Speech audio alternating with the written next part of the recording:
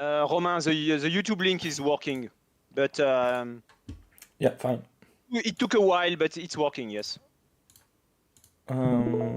Yeah, good. I will just need to set up the camera again, but I will do that. I will do that. Yeah, fine. Just yeah. So Marvin, you can be there for the whole evening, right? I'm flexible, yes. Okay, yeah, cool. I was not aware you wanted to. You will be available for the event. Oh, I said I'm available on Saturday, but not on Sunday. Yeah, fine. Cool.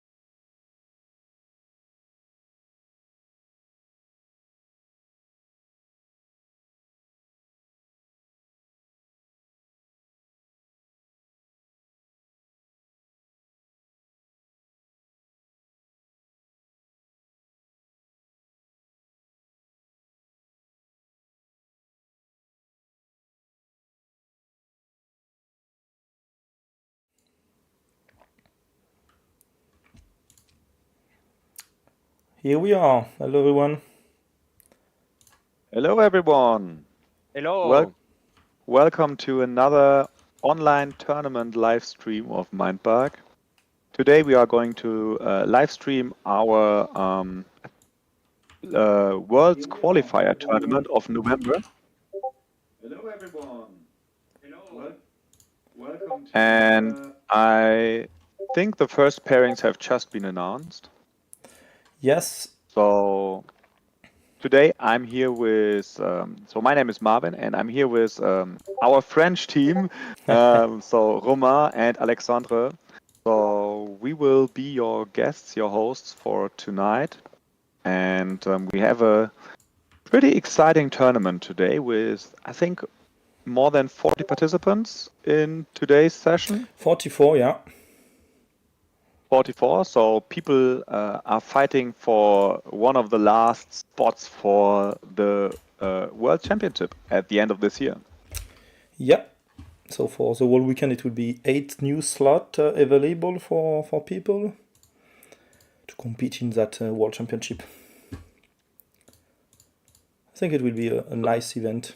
I'm really looking forward to it. Yeah, so, and it's the first time that people can play with the new card set, so the card combinations that will also be played in the World Championship. So, do you want to talk a little bit about that, maybe? What do you think, guys? Yeah, I think it's a good idea. Maybe Alex, you can speak a bit about this. Yes. So we wanted people to have the best experience for this tournament and for the World Championship next month. So the decision we have taken was to play with the first contact best sets that people are the most comfortable with. But we removed the card Giraffodile from the set to ensure a smoother experience. And by that, we mean that we don't want games to take too long. We don't want people to have to wait for other games to finish before the next round can start. So we decided to remove the Giraffodile, and I think everyone will be, we agree with us on that.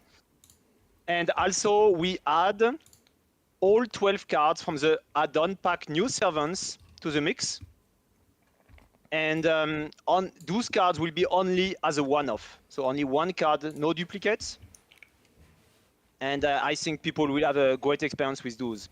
The add-on pack New Servants includes duplicate. This is mostly for the 2 versus 2 player experience, but we think that for this 1 versus 1 tournament, it's best to have them as only singletons.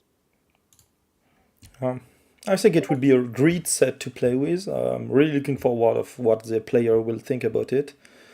So let's see. Yeah, we were thinking about a few different things which we could do for the World Championship, but in the end we said it is important to play with First Contact, our first set. It's been out for a while now, but so we were tempted to add some newer cards of the new set to the World Championship, but we also thought, hey, it's our first World Championship. It needs to be played with the first sets, and the people that qualified, they all played this set in order to qualify. So that's what they trained for and what they trained with. So that was our main aspect of making sure that they will have an experience that they know of, that they trained with, and that they are good at. So we want to find out who is the best player of Mindbug First Contact. But we also wanted to change a little bit, and therefore we said, okay, we want to add some cards to it, but it should still mainly be cards from First Contact. So that was the reason why we said, okay, we just add some cards, and we decided to add the add-on pack as one-off, so that the main experience will still be First Contact. Yes, and we are very much looking forward to tournaments with new expansions, next year. Oh, yes. This will be great. And just as a hint, Romar, there is still September. It says still September community tournament in the screen that we are streaming. True, yeah, because I did yes. not take care properly of this, but let me update this. Good catch. November. Right in the middle of the screen. Yes. Yeah. So Fine. this is tournament number 1, and we will have a second tournament tomorrow on Sunday. Yeah, exactly. Yes. That's why there is like 8 slots available for today and for tomorrow, so anyone can participate.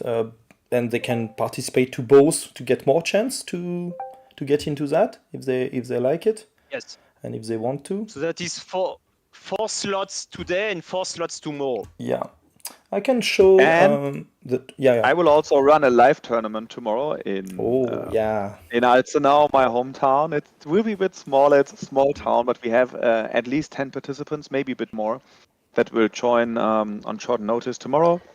There's also a spot to be gained for the first World Championship, and we have people that travel like 300 kilometers for it, and to secure their last spot. That's cool.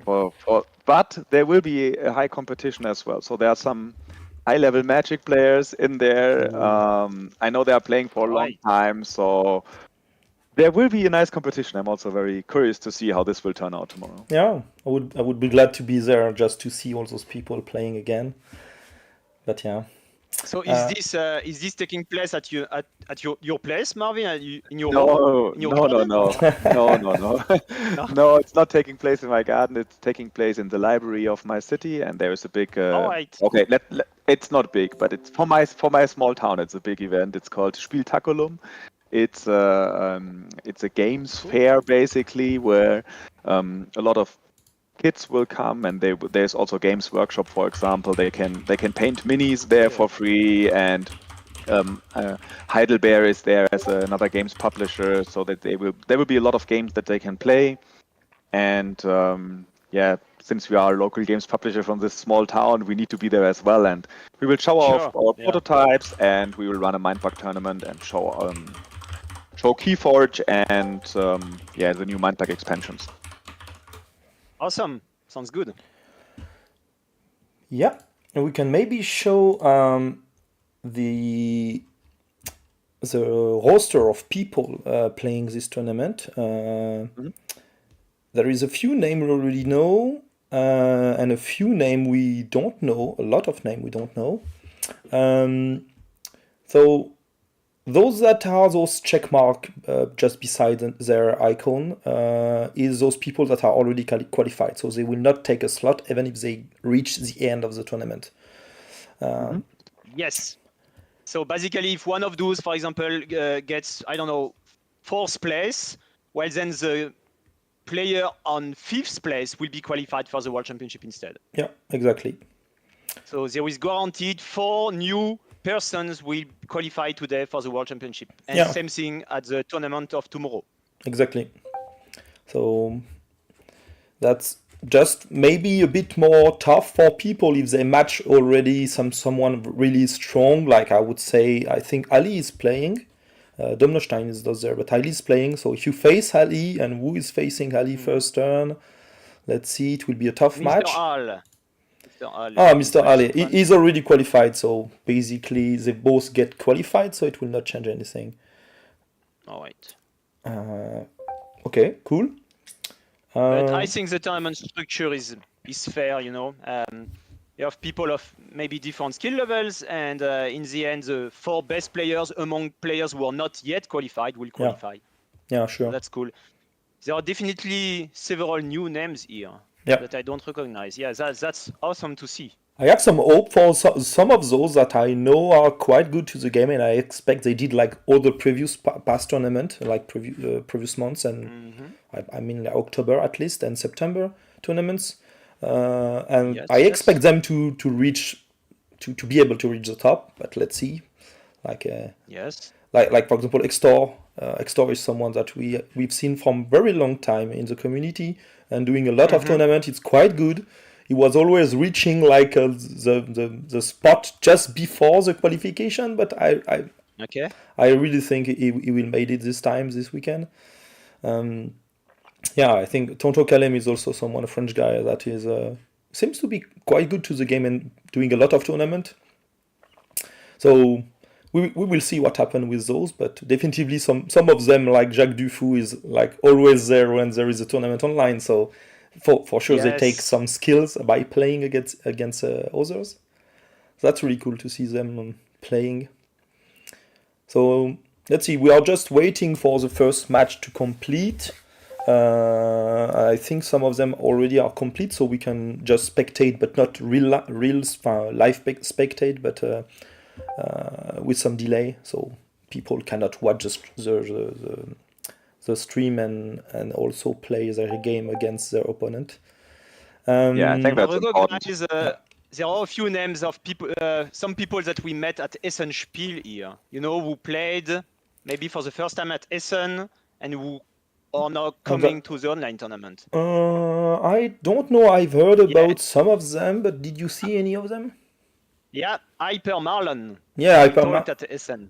No, it was his father Arne that was there. And there was another Marlon. Those two are going to the tournament, Marvin's tournament tomorrow. Yeah. So yeah. So we will see nice. them. We will probably see them tomorrow as well in live. Okay. That would be nice. No. Yeah. So let's see. We can jump in a game. So start watching a bit of Mindbug. Yeah. While you are bringing up the game, we can also talk a little bit about what happened in Essen, because I don't think we talked about it on the live stream. True. So we had a lot of tournaments there. We started with 1 or 2 tournaments per day, and since so many people wanted to play Mindbug competitively, we ended up with I think 4 or 5 tournaments per day in the end. And it was really cool to see that so many people were competing there on a high level of the game, and that's really something that I was really happy about, because we never really knew if Mindbug would be a game that people would play casually once or twice and then put it away into their shelf, or if that is something that competitive players would really appreciate to dive in really deep and explore all the strategic aspects of the game and challenge themselves and others on a very high level. So I was really surprised and really happy about that. And for the future, we want to invest a lot in competitive play for this game.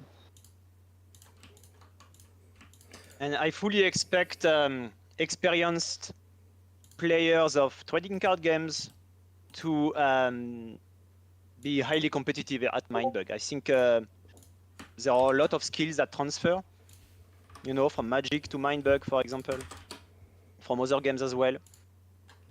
We've seen that at the qualifier at Essen, when there was a Keyforge champion, a good friend of ours from Hamburg, who qualified for the World Championship one day after learning how to play Mindbug, just because he's very experienced at Keyforge, for example.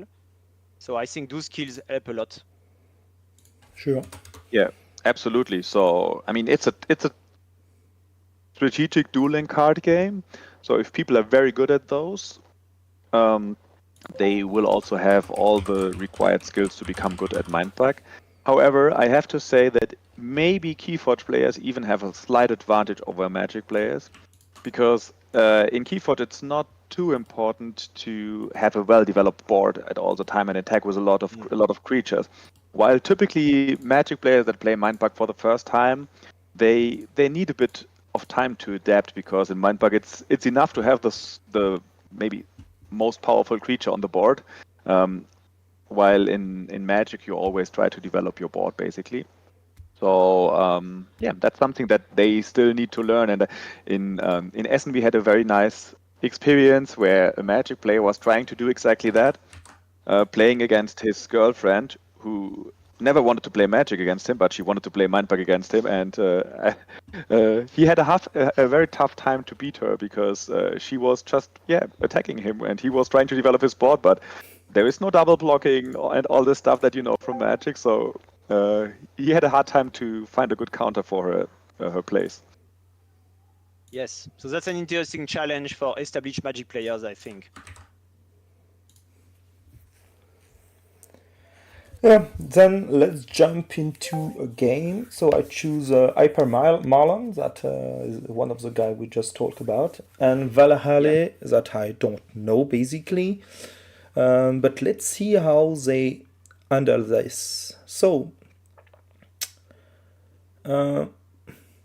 I like Just to really like mention, the these games are not live, right? No, This not is a live, game yeah, that has yeah. already been finished, Yeah. yes. So there is no ghosting, nothing no like no that. no sure they can spectate to it. I really like the hand of Valhalla. Like, yeah, I mean, Biber is a good start if you can follow it up with a Rhino Turtle. and even with a Brain Fly if you Yeah. want. Yes. So yeah, definitively a good hand to start. Whoa. Okay, double Mindbug very early. Yeah, so I don't quite get why he Mindbugged the Axolotl Healer. Yeah. Yeah, at that An point. interesting decision. Maybe you wanted to have the Poisonous so bad, but against Bear, the Axolotl Healer is not a very good card then. I mean, it's not doesn't line up very good.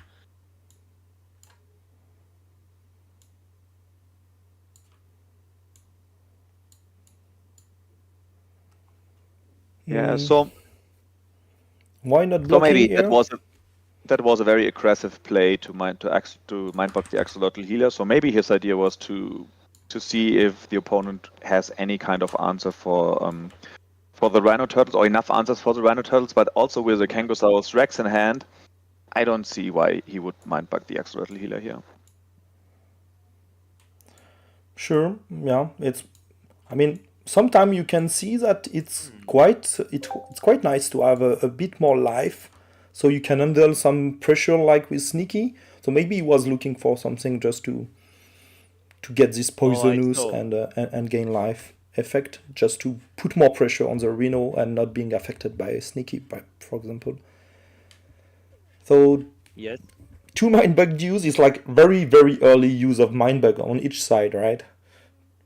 Definitely. 3 of them now. I mean, Valhalla doesn't have any Mindbug left. Hypermalon still has 1. That's quite early. They're playing aggressively. Yeah. Question is how. I mean, I would attack with a Tustex Torta. I think that's a good attack now. Yeah, really good one. Basically, it kills something from the opponent hands, so making a discard. And at least you trade with the Beaver, that's fine. That means it's a 2-for-1, and that's basically all you can ask for from a card. Yeah. So follow up with the Tiger Skull. I think he was searching for something like this. So for players who might not know, the Lurker has a keyword tough, but it is grayed out, which means that the creature is exhausted and doesn't have tough anymore. I mean, true. Yeah, that's it has been defeated. Yeah, it has been defeated once. We are working on a better visualization of it in our client. Yeah, so I think it is important to recognize that for players watching. You know, tough written in white means the creature has 2 lives, and if it is written in gray, then it has 1 life left only, basically. So the Rhino Turtle has 2 lives. The Lurker here has only 1 life left because it has been because of Kangasaurus Rex play effect. That's what happened. All right, so 8 creatures on the board, you know, that's... That was a good bait. Playing the Rhino Turtle, making him Mindbug, and then the Brain Fly. And I think now, because of the Axolotl Healer and the pressure you put with the Rhino Turtle, you are in a good shape for Valhalla. Because it will take time. Hunter Power 10 is... Yeah, it's quite strong.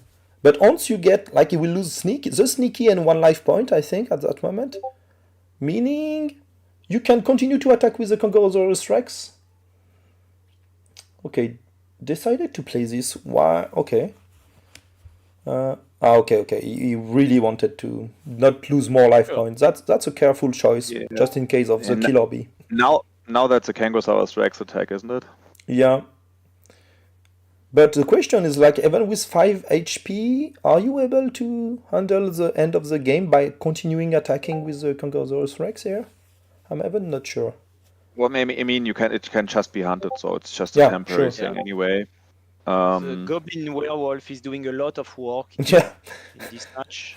This combination, like +6 and +2 during your turn, it's totally amazing. That's amazing. The Regal Alpha is a good play here. Yeah. Yeah, because you will not be defeated And by the goblin, and then you just get rid of yes, everything. and then you can get rid of the goblin, and afterwards you can get rid of the rest. Yeah. So I think that's game here actually. I think so, yeah. Yeah. Yeah, Gorigol Alpha for the win. So we are playing right now with Oh, that was a mistake. Oh my God. Whoa. No, he can still. Like the- Oh, He it's can fancy. still. Oh, yeah, Yeah. it's fancy. He, Yeah, so he it's- can I'm still. sorry. Yeah, he can still defeat the Yeah. goblin. So that's fine. When the hunter that's tough, it. that's a lot of keywords, right? Yeah. Yeah. Definitively yes. So yeah, saying The again sneaky that. was not a big threat. But it's not the card with the most keywords. If you look at the new fruit set, there's one with one keyword more. Yeah, true. Sure thing. True. 4 keywords. It's a lot. Definitely a lot. Yeah, so wanted to say that they are playing all together with World Championship set at the moment. So we are watching kind of a new way of a new pool of cards and new way of playing the game, because the set is not exactly the same as the one they get used to play with. Okay, yeah. So Valale gets, I mean, he mind bug very very early, and then he definitively got the reward out of it. That's quite cool. I love to see aggressive mind bug. It always shows to people that being scared of using them, it's not always something that is good for you. So just playing with it is something cool. Okay, let's. But also, a player's playstyle may evolve through time. You know, I remember 2 years ago I was playing my mind bugs very aggressively. You know, to gain tempo and being aggressive. And now I don't do that. I do that less and less. I'm being more careful with those. So, but I still don't know what is the best playstyle. I think it depends. I still love to, if I play against someone who's really good at mind bug, I still love to confuse them by using aggressive mind bugs, because they don't expect it, and sometimes you can really get away with it. It's a high risk, high reward kind of playstyle for me personally. Exactly. But oftentimes it's better to keep your mind bugs. Yeah, if you can, definitively yes. But if your opponent has more experience than you, then you don't want the game to go long, because it will increase the likelihood of you making a mistake or more mistakes than your opponent. So if I play a game against Romain, I want to be aggressive, because otherwise I don't stand a chance. You have some chance, come on. Yeah. Okay, so here it's the second game of that mind bug hurts. Okay. Whoa, I think it will end very quickly. I think the Gorilla Alpha is doing a great job here now. Valal doesn't have any mind bug left. It's a revenge from Hypermalon.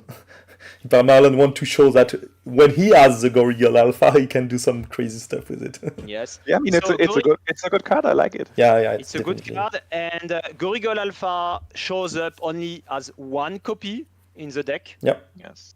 In the deck that is shared by the two players, and only a handful of cards are being used, so it cannot be a duplicate in this new pool of cards. But the Luchator is also a good answer to it now, at this point. Yeah. It's a good play. Yeah, especially with 2 life points left, you will have to do something soon.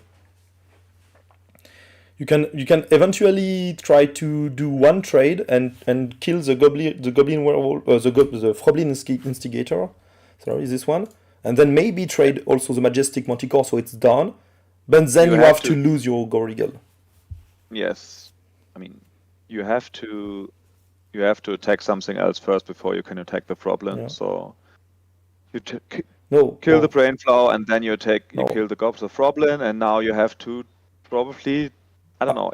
I would have preferred to kill this one first, to be honest. Yeah, but then you lose a life. I mean, yeah. But this card is really annoying. It is. It can be really annoying. Hopefully, he get like a Luchator that he is able to play, because he has no mind bug left. But I don't know. Like, he cannot attack with the Luchator because of this Majestic now.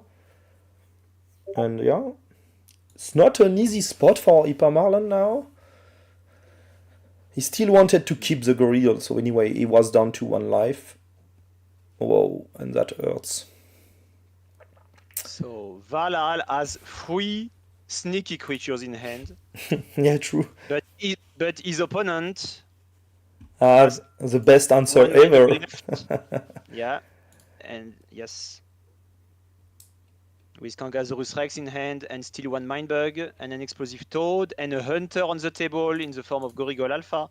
So Hyper Marlon is not very afraid of sneaky creatures actually. Yeah, and I'm a bit sad for Valhalla because of the Mysterious Mermaid and the Turbo Bug that are both really useless now in that game because the opponent is on 1 life. Yes. Those are very specific creatures that shine in specific situations. And I personally am a big fan of Turbo Bug when I can pull it out, pull it off. But yeah, now they're mostly useless. That's feel bad. Yeah, two useless card. It's kind of hurting in a game. They are not. I don't agree. The Turbo Bug is not completely useless. You have to consider that he had the snail thrower. So. Okay. Yeah. True. Totally true. That's I was missing this. This card. Oh, okay. And he played this very early. This is an early Kangasaurus, but you have to remember that he has only 1 life point left. Yeah. So he was not able to attack twice with the Explosive Toad to make it die. And now he has 1 Mindbug left. Okay, Marlon has 1 Mindbug left. Yeah. So this Snail Thrower is supposed to set up something because the board state is not yet ready for the Snail Thrower to shine here. Here comes the Sneaky, the Chameleon Sniper. Very dangerous card.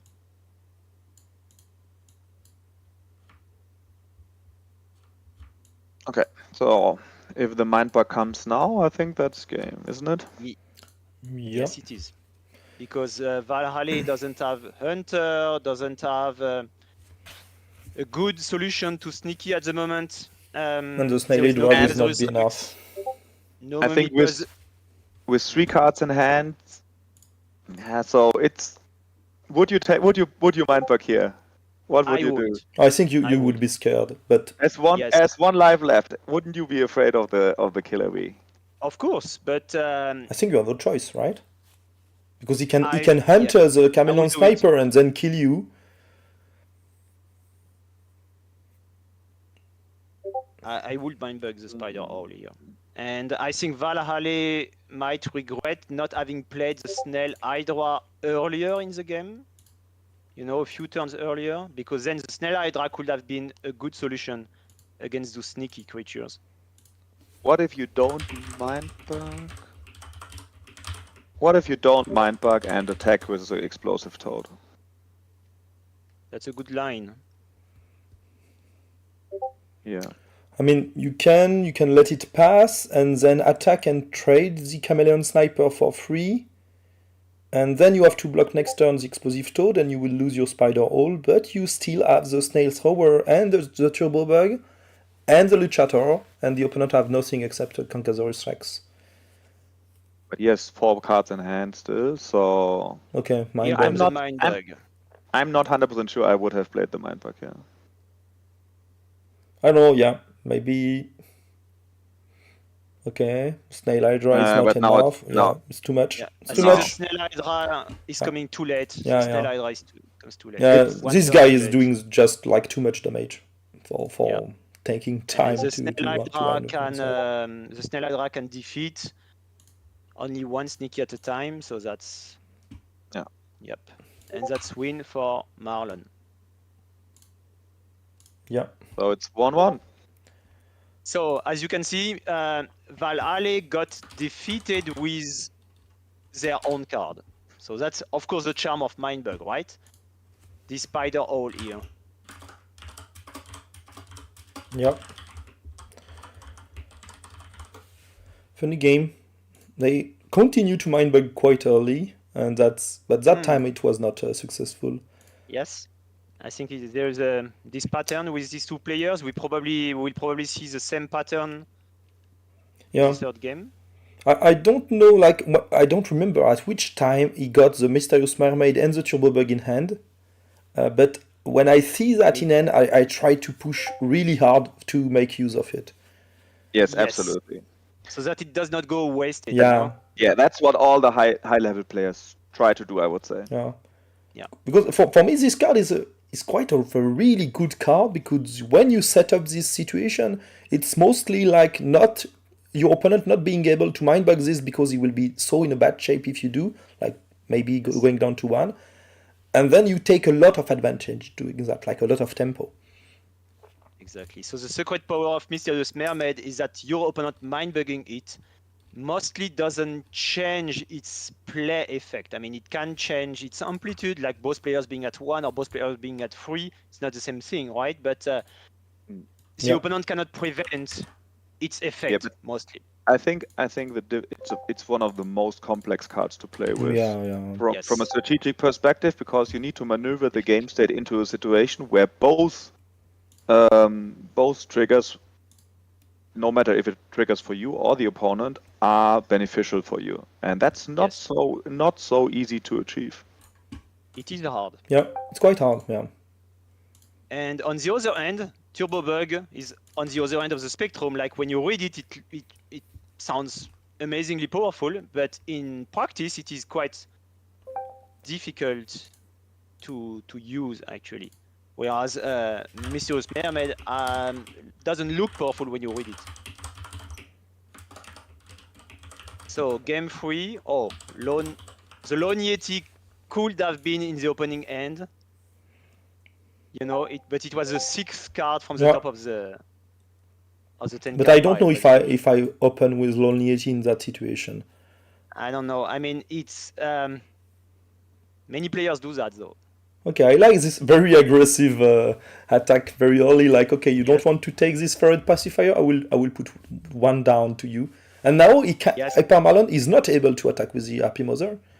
He can, but he will just 1 life here point we have already. to explain that the effect of Ferret Pacifier is something that might be confusing, you know, to people, because it means that Marlon, some creatures of Marlon will be unable to block, and so it might be confusing for Marlon if he forgets about it, or for our viewers if they forget about it. So always keep an eye on this Ferret Pacifier. The enemy creatures with the higher power cannot block. So at the moment, the RP Mother cannot block. I'm really surprised that he decided to attack with RP Mother. I know that you can take 1 card out of it, but maybe in that situation I would just love to use the Goriggle to defeat the 2, especially to not let the Death Weaver in place, because the opponent can choose to just play every play effect from his hand and take advantage of it. So yeah, I think it's at the taking moment a risk.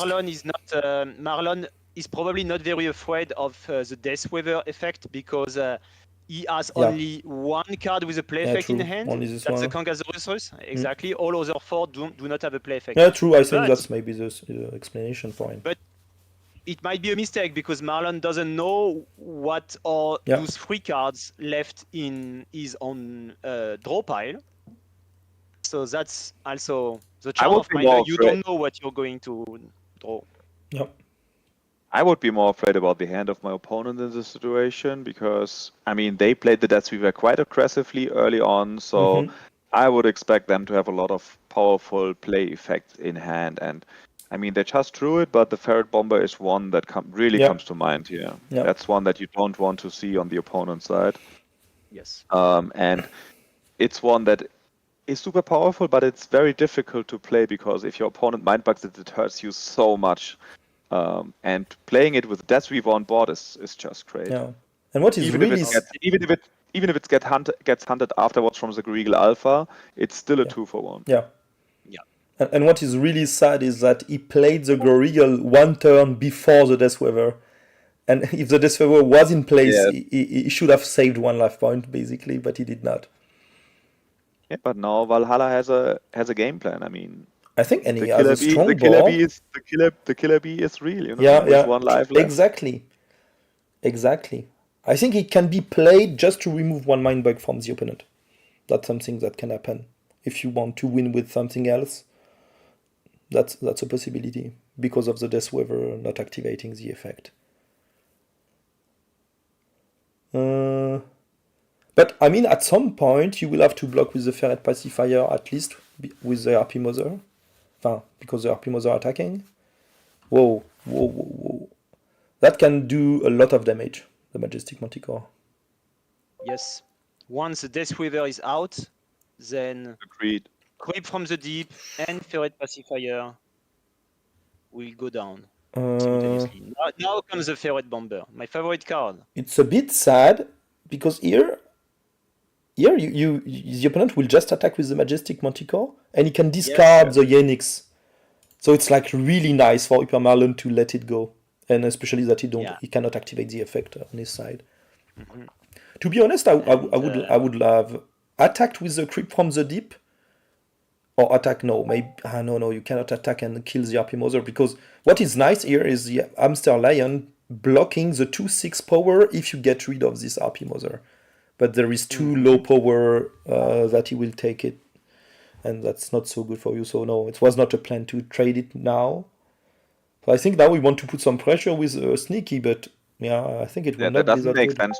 Yeah. That doesn't make much sense to me. So I would have played more aggressively here. I would have attacked. So what either do you with discard here?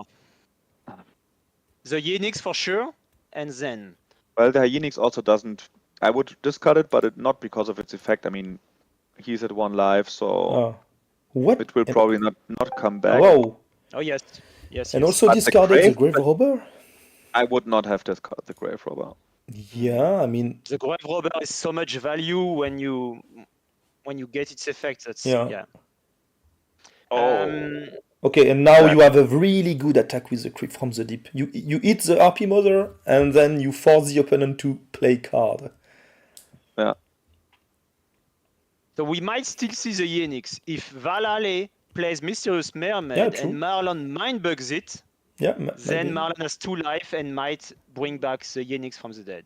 That's still, I mean, I don't know.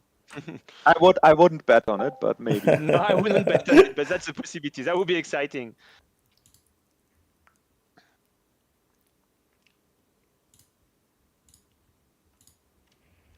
So, there is no sneaky creatures on the board and no sneaky creatures in both players' hands. Yeah. That's something to keep in mind here. Of course, they don't know that. They don't know that their opponent doesn't have those. And they have drawn all cards from their deck already. So the Luchator here being the creature with the highest power. I really like the fact... Marlon has Snail Hydra. I really like the fact that if you trade with the RP Mother, then the Gory Eagle will not be able to attack the rest of the game, because every card from Hypermalon hand is above 6, meaning you will be able to play small card. But you don't know that. You don't know, sure, but I like it while watching at the game for sure. You see here, like you could have played this after defeating the RP Mother. But that's not a good play, is it? It can just be hunted by Gorilla Alpha. Yeah. So do you attack the second time here? I think so. I really think so. The creep? Yeah, because you want to keep alive the Luchator. You want to be able to attack next turn with it, so you need to clear the path out of this poisonous card. So now only 1 mind bug left. If you play the Lone Yeti... What? The opponent... Yes, I mean... for the killer bee, but the opponent... The opponent might... So he might trick Marlon here into taking it. Yeah, but maybe you wait... I don't know. The Gorilla Alpha, for sure. You will just do this trade. I mean, it was... I think it could be kind of a bait or so, but... Yeah, I think it was a bait, but it didn't work out. So I don't think... I mean, Valhalla wants to attract Marlon's last Mindbug, but that won't work with the Mysterious Mermaid, probably. The play would have been the Mermaid, probably, right? Yes. First the Mermaid, and then the Lone Yeti, I think. And then, because now when Marlon is not they that. Yeah, then they then probably Marlon would have attacked with Luthertor twice. You get rid of both of your creatures, then you play the Lone Yeti. He would have probably Mind Bucket because it's a power 10 creature then, and then you end up with Killer Bee. So now he has lost. And Yes. to be honest, I think it was just because he played his last 3 cards not in the right turn or not in the right order. Yeah. Yes, the sequencing is key in Mindbug, and this Super- was a it fatal was- mistake. I think it was a super close game. Yeah. I think so. I think like without the 2 mistake of playing cards that were defeated right away with the Gorigal Alpha, it would be a totally different game. Once you get rid of the RP Mother, then the Gorigal cannot attack, then you can play a lot of stuff like the Yeti, and the Yeti is putting so much pressure to the opponent that you have to Mind Bug it, and then you kill with the Killer Bee, basically. So Yes. I think that should have been it for Valale, but those 2 mistakes, I think, leads to that. But yeah. Congrats when to you look at the board Marlon stats- for his first win in this Yeah. tournament. yeah, Congratulations. Congratulations, Marlon has 4 creatures in play and 4 creatures in hand, so it might look like he had the upper hand and wins easily, but definitely not. I mean, Valale could have won this game if sequencing his cards differently. So it was a close game, even though it doesn't look like it when you look at the board at the end. Like, Marlon has 8 cards more than Valale, basically, 4 plus 4, right? But Yes. it's not always about card advantage, Mindbug. Well, Mindbug is different from Magic, and here Valale had a shot. Valale had a shot at winning this game, winning the definitely. match. Yeah. Sure. So- So 3 game ongoing. And what are the results? So Muadim won his first match. So he's one of the referees in the tournament. Cheeky Bricky is also someone I know and that is quite really good at the game. So I expect him to be good at it and maybe take a spot. Those were by. Jacques Dufour lost his first match. Could be interesting to see one of those. Arne has lost, Arne has lost also. but Arne has a second chance tomorrow in Alpha now. But Arne is already qualified. Oh, Arne is already Yeah, qualified, it's right? Ipamalon that is not qualified, and Ipamalon wins the first match. So Yes. that's cool. That's cool. Arne won a tournament at Essen, is that correct? Yeah. Yeah. Also knowing Daddy Cool that can do quite good result, I think. Jardinier Celeste also was there in the previous tournament. I still expect him to do something nice. Same for Mr. Strike. He's quite often there. Levi the Bearded, I think he's already qualified. Yeah. And he gave the first win. Tomawaki is not qualified. I think so, but it's someone also that did a lot of tournament. A French guy. So yeah, here seems to be moving forward. Let's see. I can take one game that we can spectate while the other are ended. Let's check for maybe a Monte Carlo game. I want to see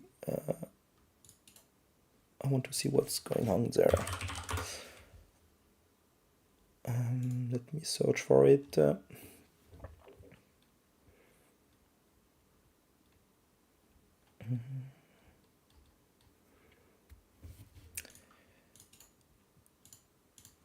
Here we go.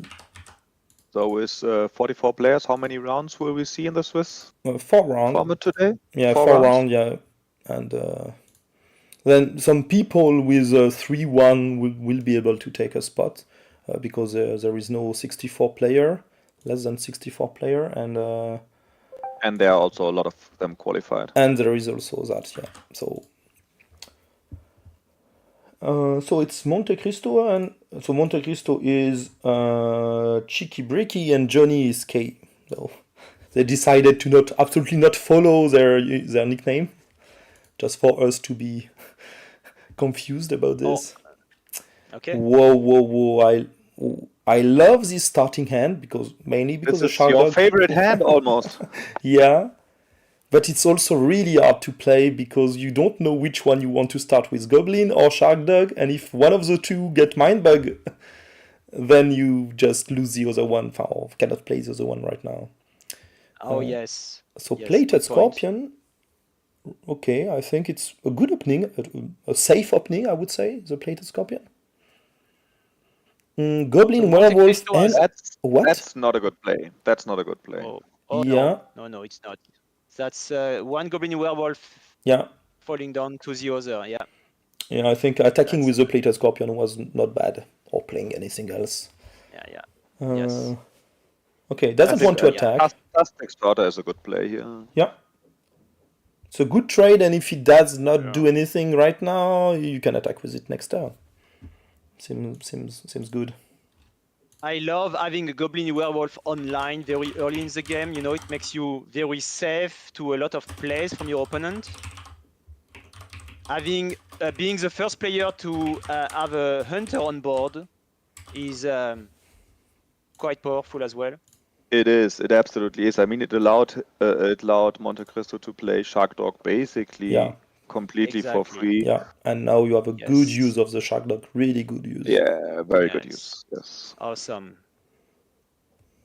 But it was still just a 1.5 for Yeah. 1, so it's not a super Yeah. good use, but it's good. Yeah, I mean, yeah, because the Tusker Starter did something good because he at least get one life point down and Yeah. an Arcane Roller, so for sure The it's Tastic Starter basically was a 2 for 1. yeah. So mind bugging the Strange strange barrel, right? That's quite common usually early in the game.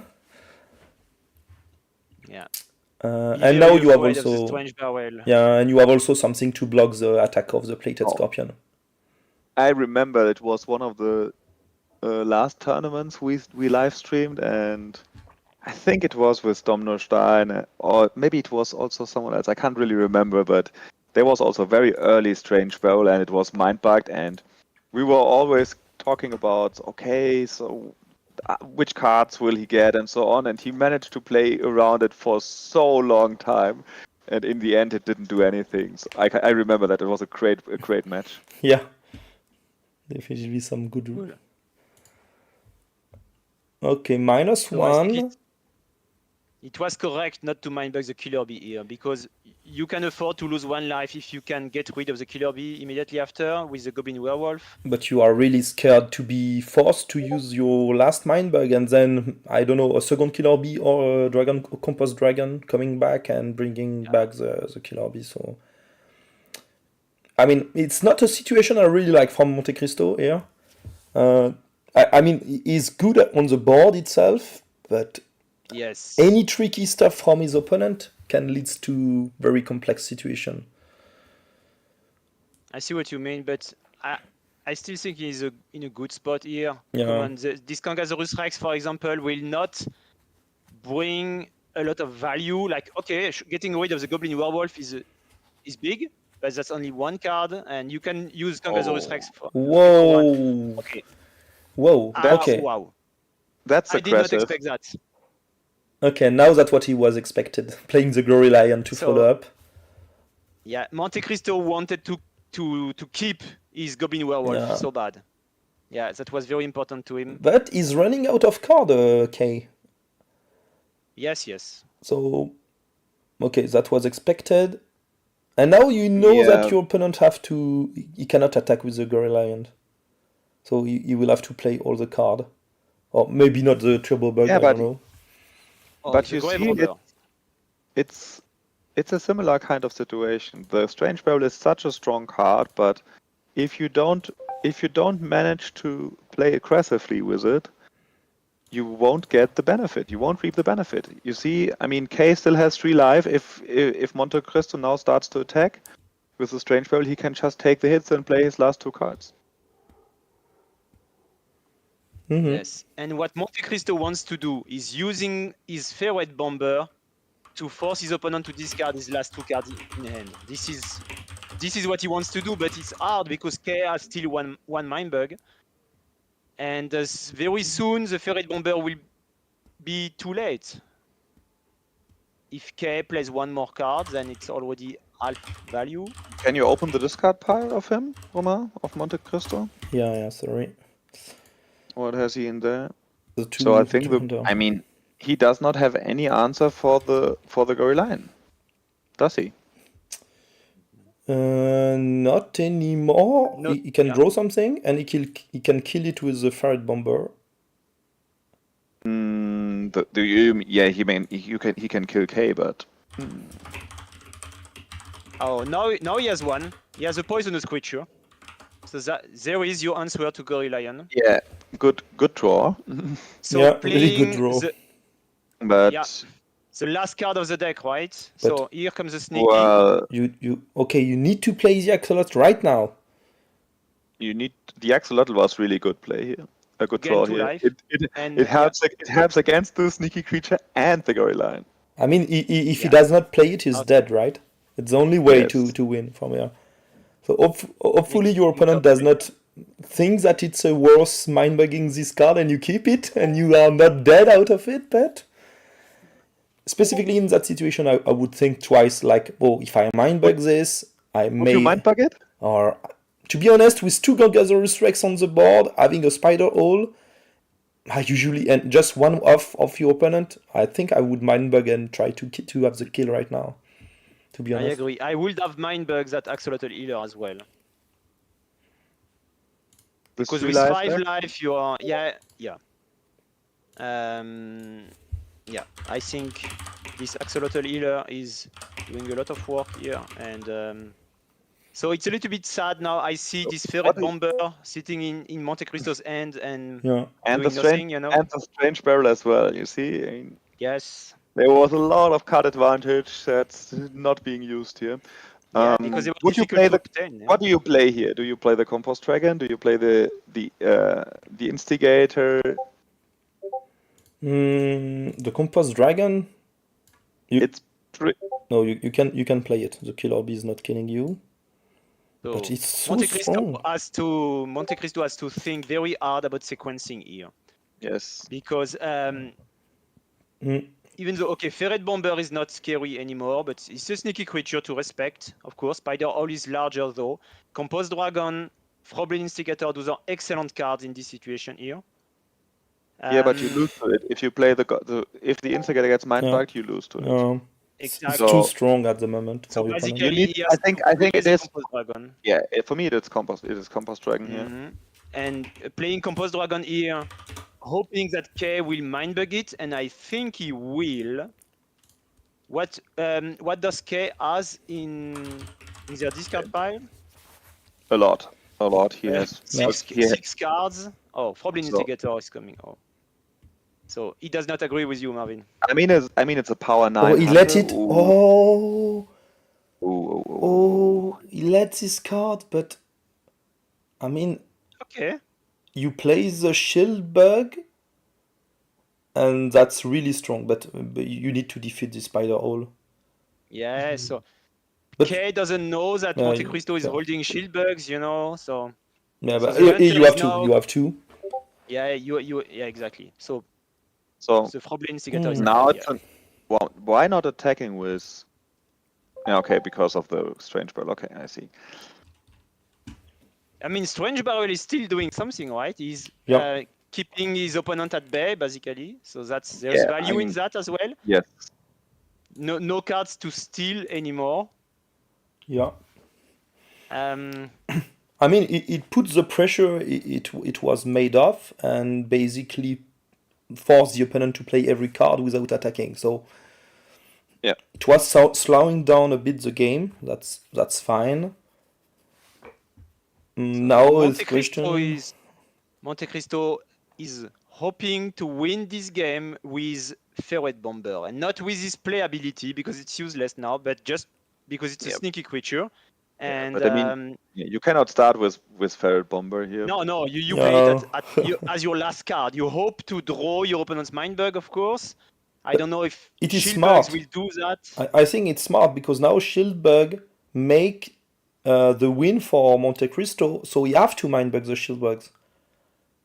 And then now he don't have to play anything. Because you have to attack, and everything he can attack is only Gorilla, and if you do, you block with the Axolot Healer, and then you win. Yes. So I think he needed to mindbug the shield bug here.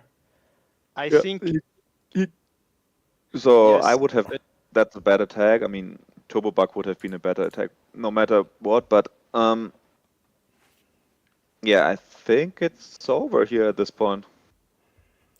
I think so. Yeah. You don't need to play anything else. So it will be Just attack with Yeah. I don't know, Shield Bugs or Kangasaurus Rex or the barrel. strange Yeah, barrel shoot. barrel It's, is it's a fine. great feeling when you win a game and your opponent is still having one mind bug left. This is just great. This is the Yeah. best feeling in the world. But Yeah. when you lose with one left, you say, I did a mistake at some point. Yes. Yes. Yeah, okay, so you attack, and now you just attack with the shield bug. And then Sure. that's a win. That's a win. You attack with Sure. it. You can even attack with one Congosaurus Rex, in fact. It's Yeah, fine. it doesn't matter. Yeah. Hmm. Yeah, so GG. That was a really close one, because I really think like K should have took the win at some point, you know? The problem was the situation not taking the Froblin Instigator. Hmm, This is a critical I think mistake, so, probably, yeah. yes. I think so, because Yes. with this hunter, basically you won with the sneaky.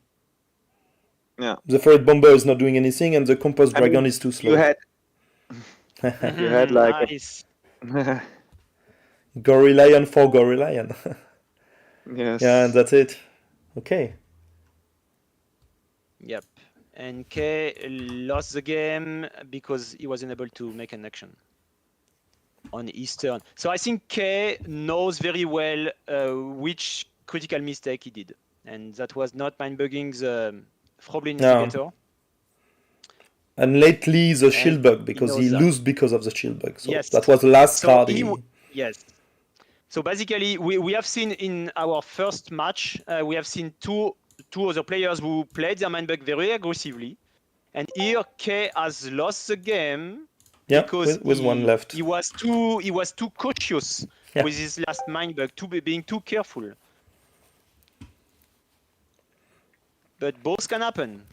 Yeah. You can Well- lose when you use your mind bug too fast. Yeah, sometimes it's quite hard to too- say too when early. to use it very early, but lately Yes, you can that's know. a skill. Yeah. That's the skill, Exactly, right? yeah. Reading your opponent, knowing when to use your mind bug. Sure. So yeah. So I put another match from yes. I think from someone just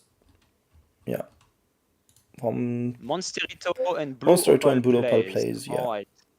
So leading, this is a nice opening with Goblin Werewolf. I like that. Yeah. Of note is 2 Snail Hydra in Blue Opal's hand. And Snail I think Hydra it's is a the next follow-up, right? You play one, if he mind bug, you play the other one, and if he mind bug, you see. maybe you are dead from there. Maybe you lose. Then you play, yes. But if your opponent mind bugs both your Snail Hydras, then they will have a hard time triggering its attack effect. Yes. And because they have more creatures than you. So I think you're in a good spot. All you need is a poisonous creature, maybe, or 2 would be better. Okay. Yeah, but consider the board. If you don't mind bug, the board is also very bad for you if you don't mind bug the second one. Yeah. Sure. Yeah. Yes. I mean, Snail Hydra is a 9-power creature, and that makes a big difference as well. So that means it's bigger than Goblin Werewolf at night. Right? So bigger than 8.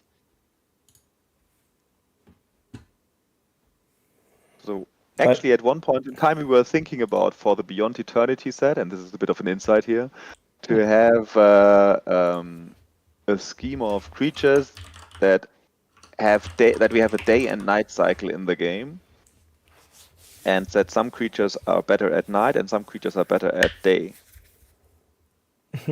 Nice. Just that since you're mentioning the Goblin Werewolf being strong at night. Yes, that's how I see it. Yeah.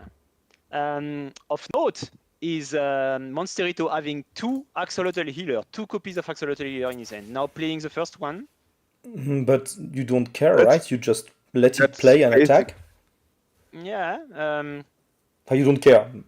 He takes 5 life points. So, what is that really an answer?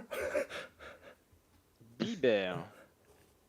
Well, So now, Bear lines up pretty badly against Snail Hydra. yeah, That's so now you just attack. nothing new. What?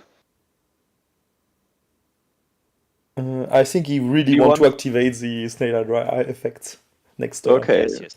I And still getting think What? still gaining value out of it because What? you know. yeah. Okay. well, I wouldn't have to play that way Yeah. for both players. And especially I mean- like losing this guy to keep this B-Beer that is doing nothing at the moment. I don't know. Yeah, I mean, clearly Monsterito is putting a lot of value in his B-Bear. I think I don't fault him for that. B-Bear is a very powerful card that can win you the game. But it needs the board state for it. So, and of course, Monsterito doesn't know what Blue Opal is holding in his hand. Are those mostly creatures that can block B-Bear Yeah. or not? But So we have the advantage of seeing that, and actually, most creatures in Blue Opal's hand are able to at least chump block B-Bear. So Kangasaurus Rex yeah, can now chump what? block. Now Warrior that's Turtle really can sad. spread. That's really sad, right? Because okay, that can Oh, do nice. something. Nice. This hamster is cool. First time we see this angry hamster today. So that's one card from the Yeah. add-on pack, New Servant. A sneaky creature with a very interesting play effect. Yeah, valuable play effect. Yeah, I So think what here. do you give your opponent here, Romain? Well, what? Ah, okay. Just because he can activate the Snail Hydra. Oh, okay. Yeah. Okay, sure. I would have gave it maybe the Snail Thrower because I'm not sure you will be able to do something with it. And then if he plays it right away, you can just defeat it and attack. I see. Yes. So now I mean, that's still Snail Hydra fine. What? activating. Yeah, B-Bear is out. What? No. But What? why? I would have. Yeah. That's Maybe okay. maybe it was a misplay. I think. A misclick. Yeah. Yeah. Probably a misclick. So it's not like okay. Yeah, Blue Opal has several answers to this little hamster. Yeah, Tiger Squirrel can be one of them. Tiger Squirrel as a blocker, And Killer then- Bee as a hunter, Kangasaurus Rex, of Yeah. course. Many options. Well, and the Kangasaurus Rex here will be very strong. But maybe you play first the Tiger Squirrel. Oh, the Rhino Turtle. I think I would play the Rhino Turtle here. Okay. I think this is a valid play. I think Kangasaurus Rex Yes. now is good. Oh, nice, interesting. So that always throws me out, when my opponent is mind bugging a Kangasaurus Rex to no effect. That's it looks like a very bad play because there is no value from it. But sometimes when someone is doing that, that's for a very good reason, and it works. It might work sometimes. So we see this Angry Hamster sure has a lot of keywords. Sneaky, poisonous, and hunter. I think that's fine here.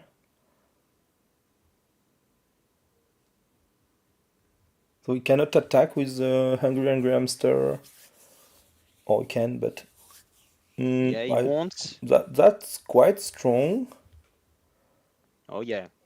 Having this one, Hunter, Poisonous, and the effect, I think it's really strong. So Killer Bee cannot block anymore. Yeah, but it can attack and it can It hunt cannot- stuff. It can attack and it can hunt any But it of those has three to trade. creatures. I think you have to Which hunt one the do you hunt? Ferret Pacifier, right? Yeah, I think Ferret Pacifier is the most dangerous creature here. But now it has poisonous. and Wait. hunter. If you hunt the snail thrower here, you win on board if you don't consider any other cards. Not sure it's the right thing to do. True, If but you hunt then... the snail thrower, See what you mean, yeah. Yeah, maybe I think that's maybe the right play here. But you, I love to I'm see, still, I always afraid about this card. Yeah. If you let it go, and Yeah. I mean, it can some really weird stuff can happen. So yes. I don't know. You That's have true. to respect the power of ferret Yeah. pacifier the same way you respect the power of elephantopus, Yeah. which is by the way in Blue Opal's hand. So those two cards share some DNA, and they are key to a lot of victory. Yeah.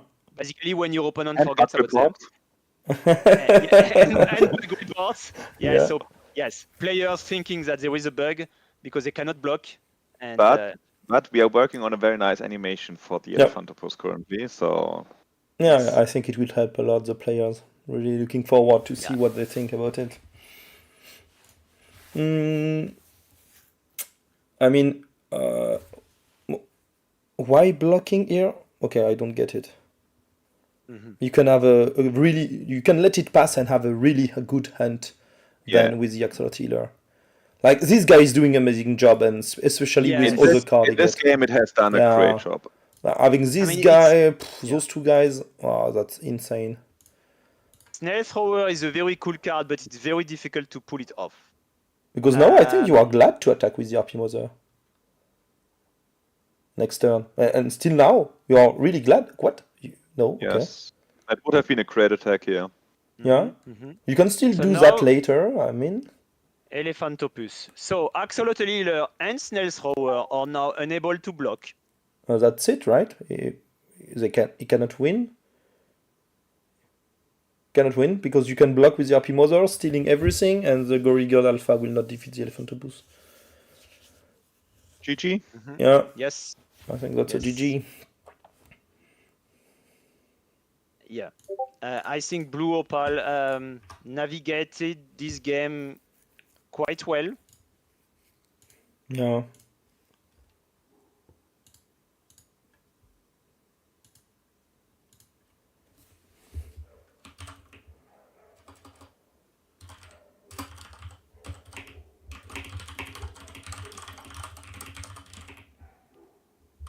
So Gorigol Alpha, while being a very powerful card, is lackluster in some situations. So for example here with Elephantopus on the board, even with Rhino Turtle and Luchator in hand, Gorigol Alpha is not a big threat. It is still smaller than many other creatures in this game.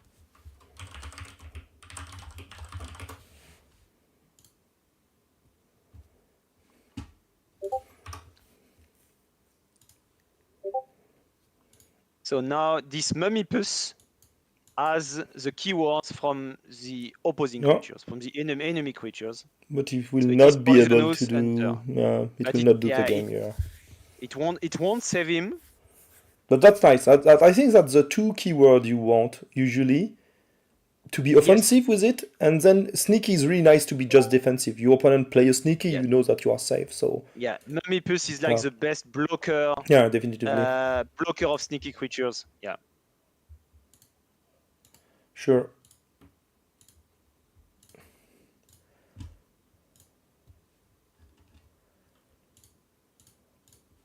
There is still two games that started a bit late. No, one game that started a bit late, so we'll But be able. shouldn't they end soon since there is Yeah, a timer yeah. anyway? It's going Yeah, forever. yeah, sure. It will end soon. They are in their third game, and I think it will end soon. So I don't want to stop them from finishing now. So we will wait maybe 5 more minutes before they can start the next round. It's usually a bit slower the first round because people need to come in to read the rules or to know how to contact their opponent and stuff. So I usually like to let them like 1 hour, 10 minutes, something like this for all of them to play. But I think your new system, with the the game code, to yeah, find your helps a opponent, lot. I think this is great, right? I mean, we have learned a lot Yeah. from previous tournaments. It was a full mess at the beginning. Yes, I didn't want to say that. Yeah. It was like, but obviously when you let like 60 people in a chat and trying to find each other, it's like, and especially with name not matching in game and in Discord, for sure it was like not so good. But yeah, we improve. It will- Yeah, yes. we are still on a path of learning and Yeah, improving. sure. So step by step, we'll become more professional with each tournament. Yeah. Yes. So this was a great game. I enjoyed this one a lot. Yeah, it was like a few mistakes on each side, but the game was like kind of the same Sure. level. So I love to see when it seems to Yeah. be. I mean, it is very hard to play a full game of Mindbug without doing any Yeah, mistake. sure. Even for very good players, they say that Yes. usually they do mistake, and yeah, I remember very often doing mistake. Like you do not overlook too much about something, and Yes. and Playing you lose. tight, thinking about everything, Yeah. It's quite hard. sequencing correctly. This is hard. This game is hard. Yeah. So yeah, while waiting, so those two players are the last one playing at the moment in the round one. So it's their previous match. Yes. So Izardi has used their first Mindbug already Yeah, on the Rhino Turtle. yeah. So Rhino Turtle, what do you think about Rhino Turtle as an opener? I mean, this is a classic one, right? I think it's a Opening classic with Rhino opener. Turtle. But you never know what will happen when you open with Rhino Turtle. Your opponent can decide Yes. to Mindbug because you have no answer and it's really strong. Exactly. Yeah. So this is a big gambit, right? Yeah. And it all depends on what are you holding in your hand and what your opponent is holding. Yeah. So I think Hagen had played the Rhino Turtle early because he has a Luchator. poisonous creature. And Luchator. A Luchator, right? Exactly. Yes. So that's that's the place you want to be actually. You play the Rhino Turtle, hoping your opponent will Mindbug it. Then you play the Luchator, and if they use their second Mindbug, then you play the Gorilla. That's the dream, right? Yeah, that's the dream. Yeah, going from 8 to 9 to 10. Yeah, usually. Oh, so he's playing. But of course, when your opponent is reading your mind and thinking that, okay, you're playing the Rhino Turtle early because you have Luchator in hand, probably, then I don't Mindbug it, and I have something better. True. This is the first time we see Berserker today. Oh, Love true. this card. Yeah. And I think this can be a winning card here. Yes, I mean, yeah. So look at it right now, seeing it at the early in the game in Izardi's end, it might be the creature that finishes the game 15 minutes from now. Yeah, definitively. Like or 10 minutes from now. The only thing you have to worry now maybe is this spider hole, but you have this explosive toad to counter it. So once you get remove this, and you just vomit your hand maybe to avoid the strange barrel doing something, and then I think the Berserker can end the game. So of course Izardi doesn't know that Hagen has a spider hole, but you always have to respect the possibility of your opponent having a creature with sneaky in his hand. This is, I mean, there are, especially when playing with the base game first contact. So you have to use your hunter at the correct moment, not too late. True. So someone in the chat asked who are we in the stream that are talking and doing commentary. So 3 random guy like speaking about Mindbug. That's it, right? three random Mindbug fans basically. So, with weird accents. Yes, we all have weird accents, but you can tell from which countries we come because we cannot hide our accent. True. Marvin, do you want to start introducing yourself to people who might still not know you? Yeah, sure, I can do. So, my name is Marvin. I'm one of the game designers of Mindbug and the publisher of the game. So back then, when we designed the game, I saw the potential of it, and I always wanted to, found my own publishing company. So I thought this would be the game that has the potential to, carry the weight of it, basically. And that's what I do since 2022, so beginning of 2022, for almost 2 years now. And I happily hand over to Alex to introduce himself. Yes, thank you, Marvin. So yeah, my name is Alex, and I'm originally from France, which you can tell already, living in Germany for 15 years. And I joined the Nerd Lab Games team 6 months ago or something, and taking care of localizations with our partners, taking care of organized play, also working as a game developer on new games for next year. We're working with great game designers, and our team of developers are trying to polish those great designs. And Romain, people know you already, all right, from previous I mean, streams. yeah, if I say Bad Toto, I think most of them will recognize me from Discord and all the help I can give them. But basically, my main work here is to work on the digital application. So if you find anything weird in this app, that's maybe because of me. Maybe, but I'm not working alone, so I will let anyone like being the responsibility of having the responsibility of the issues. So yeah, that's basically it. Like yeah, before that, really just a big Mindbug fan. I think that was the same for you, Alex. We did not came Yes. from nowhere. It was basically from this awesome community where people were really loving playing Mindbug. Yes, I think you and I have this thing in common. We came to Nerd Lab because we were huge fans of Mindbug. Exactly, yeah. Exactly. And I'm really glad to be there. So. And I think you both understand a little bit what you are doing for the game, because it's, since we are still such a small company, basically everyone has to do whatever work comes up. So helping at the booth in Essen, for example, and yeah, all the other stuff like, I don't know, preparing Kickstarter updates and all that work that needs to be done, customer support and all that.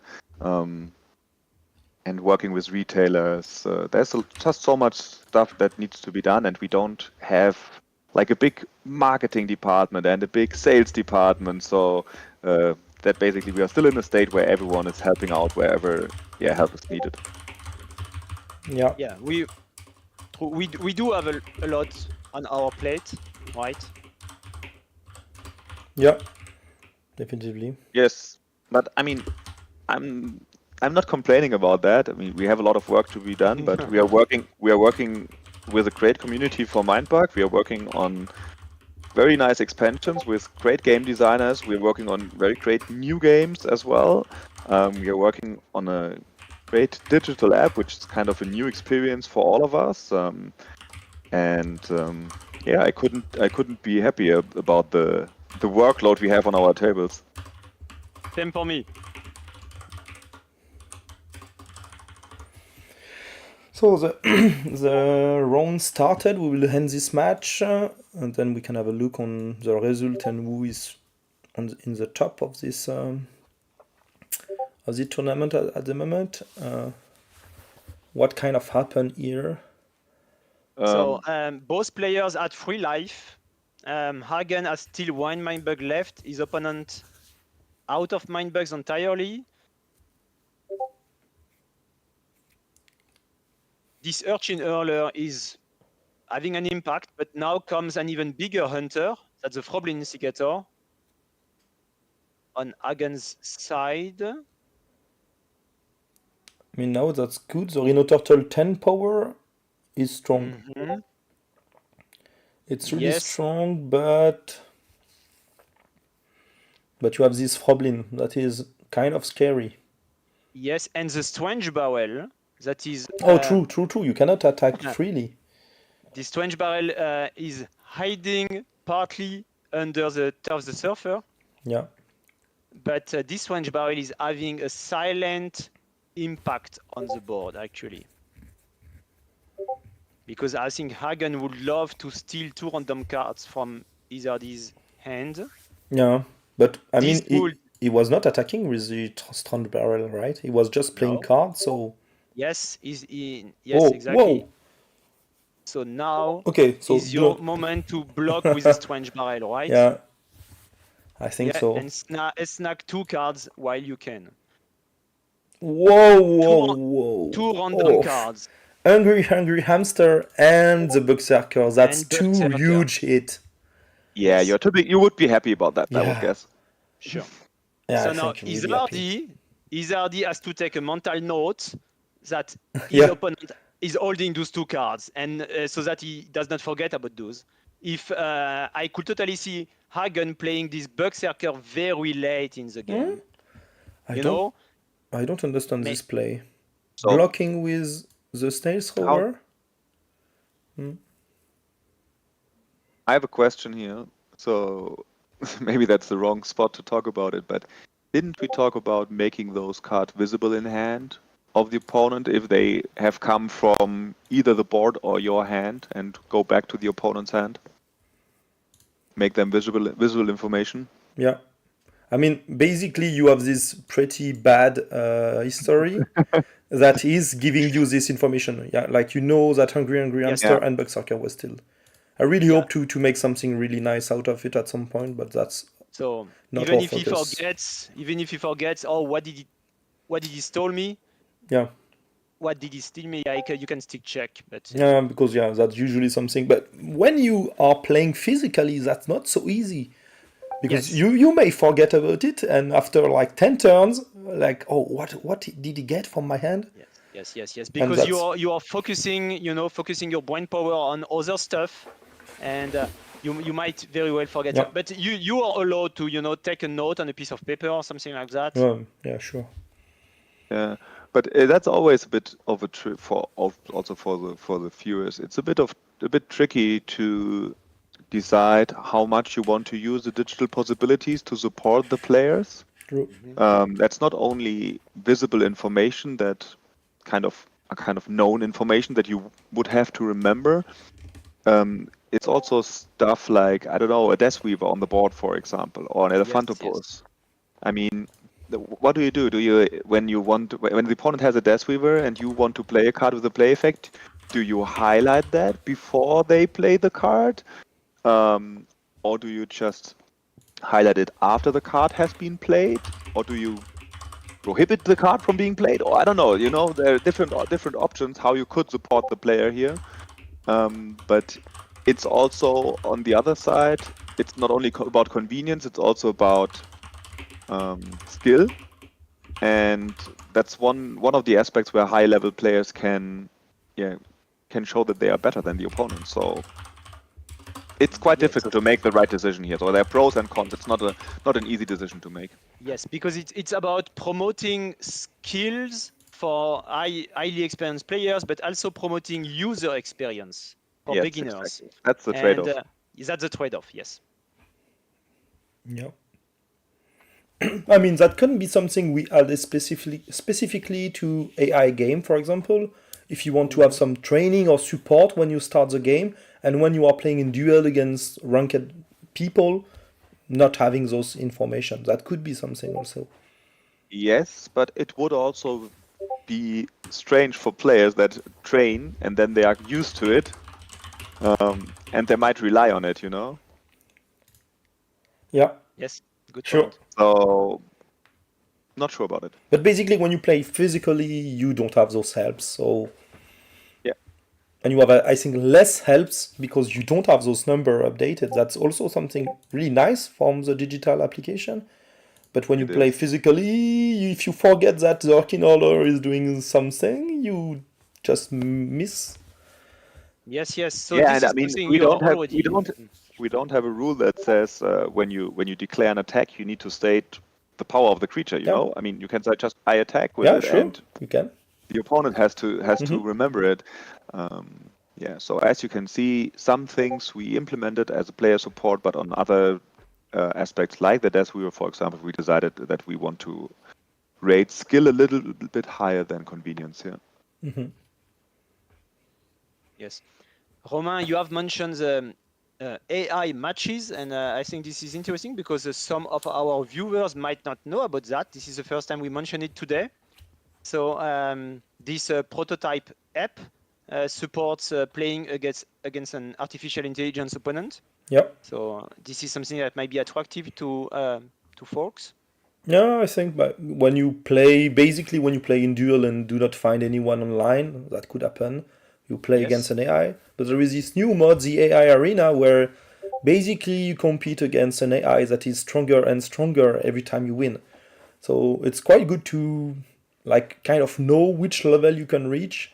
I think that's a cool mode, and I've seen our best player being able to reach level 100. But That's quite impressive. yeah, but it could take time for players to reach this level, because when Larry is playing at 100%, it's like really not easy. Larry is. Do we know how many matches he needed? Don't know, but I don't know. I should ask him, but don't. I would expect him to spend maybe something like 30 match, 20 to 30 match. The system at the moment is like quite. If you continue winning, you win. Like if you win 2 times in a row, you win 2 points, and if you win 6 times in a row, you win 6 points. Meaning at the beginning it can go fast, but at the end, losing 1 match can cost you a lot of points. So to give a little bit more background information to our viewers here, we do have multiple AI opponents available, so at multiple skill levels. So that's what Romain was referring to, and some of them have the level of a beginner, and some AI opponents are really strong. Yeah. Like really strong. Stronger than 90% of human opponents, right? Yeah, kind of. Is this how you put it? Yes. Larry is one of our best player basically. But when you kind of know it, you see you can exploit the AI because it have some like weakness, I would say. Yes, it is not perfect, but it is near perfect. So there is an AI. I mean, that's interesting. There is an AI that at times feels unbeatable. At least it feels unbeatable to me. And this is something that people might not expect, because this is a high skill game. This is a skill-based game. With subjective decisions, like with hidden information. But I think the team has made great work on training those AIs, and it's great to practice against an AI that is an artificial intelligence who is stronger than yourself. That's actually a close game here that we are watching. Yeah, but I still don't know why this Orkin Orler is still alive. Like, this Froblin should have killed it at some point, right? Yeah, but I mean, we was not so much following it, but at multiple times before, I was like, okay, it will be a trade, but it did not. And I think now we will do the trade. But maybe now, forcing the trade here with the Hunter keyword. Yeah, okay, yeah, you do it. Okay, so now both are out. So this Berserker here is how do you win from here? Big threat. Yes, exactly. So power 11, tough. Yeah, I think you want to play this guy and force the opponent to Mindbug. But even if he does not Mindbug, he brings the explosive tool. It's not enough, right? No, you don't need to Mindbug. Because you have nothing. You hope it will Mindbug, but you have nothing. Bait. Yeah, it's a bait. You have nothing. Even the Rhino Turtle +2 is not able to defix this Berserker. I think we thought like it was a game changer in that game, and it has been something really strong and winning. Not on Izardi's side, but for the story, Izardi is my sister, so you know. Yeah. All right. So Hagen is taking his time to think. Oh, and he Mindbug. So the bait worked. Now we can do a mistake. A lot of choices. Yeah. So this is a difficult decision. 11 different creatures. No, I think you don't care. You just take the spider hole. Or this guy. Yeah, I've totally forgot about the hamster. That's perfect. Oh, nice. Yeah, so that's Yeah, the hamster yeah. is the best choice here. Yeah, yeah, definitively, yeah, and that was it. Sure, Okay. cool. Yeah, quite close game. I mean, So it was not so So it was easy. basically a mistake to play the Compass Dragon, right? I think if you played the other one, basically your opponent can mind bug it, and then I'm not sure you win from this because you don't have. It was No, very you strange, don't. but because There was no win from there. she has only Simply 3 put. cards in the discard and not so good to win. Yeah. Okay, yes. Yeah, let's see. Okay, let's do. So we are in the second round now. Yeah, second round. So here, some detailed. So the first, so in the top first is Ali, Tomawaki, Lixta, Jardinier Celeste, Devexia, Peter HG, Daddy Cool, Blackstar, Muad'Dib is there. Unexpected from him. Unexpected, very unexpected. So And Sable is there. Oh, I was not noticing that he was playing the tournament, but he is there. So he is one of the guys that gets his qualification spot at Essen. Yes. Yes. Shiki Briki, Zhao Dao, Chris is also one guy that was from Essen qualification. Mr. Faceless Bone, Tonton Kalem, Levi the Bearded, Mr. Strike, Izardi Mosterino got the game then, Kropstein, Zerko, Hyper Marlon, and all those got the win. So they are in a pretty good run to take a seat. The other is not lost because they can still win 3 times and take a seat. Yes. I For mean, sure. yeah. Yeah, let's see. Quite interesting. All those players may still qualify, except well, when you are at 0-2, then I think 0-2 you could not 0-2 you're out. Yeah. I mean, you can you should still continue playing to because this is a It's a good rare training. opportunity, not a rare, but it's not this opportunity to practice against some of the best players in the world. This is not something you can do every day. Yeah. Sure. So those are 2 online tournaments every month. So 1 today and 1 tomorrow. Same thing last month. Same thing in September. And yeah, the competition is very fierce here. As you said, Ali is here. All right, so Dominic from Munich is not here. No, he was not available. So He was, it's an easier tournament then. There is not YJ, not Domnostein. Technically it's an easier tournament because those players when they are all together, it's like really hard to get to the top. Yeah. If you face any of those. 2 of the strongest players are not here today. Yeah. So they are qualified already. So I'm very curious to see the results of the World Championship. So we have been with those players for quite a while now. So many of them have participated in a lot of tournaments in the last couple of months. They have great win rates, some of them, and it will be. Some of them are practicing really hard for the finals. So I'm really curious to see how it will turn out. Yeah, me too. And the World Championship will include many players who qualified from in-store tournament, players who might not know, but who maybe they play, hundreds of games at home. Yeah, but we have very high-level Keyforge players in there. We have some high-level Magic players in there, and they have not been playing in the app so far, and we don't really know how good they are. So it will be a chance for them to rise and to become the new face of a kind of new game. So yes, really curious. From the beginning, from the end, absolutely. From the start, I expect surprises at the World Championship. I think we will get to know some new players.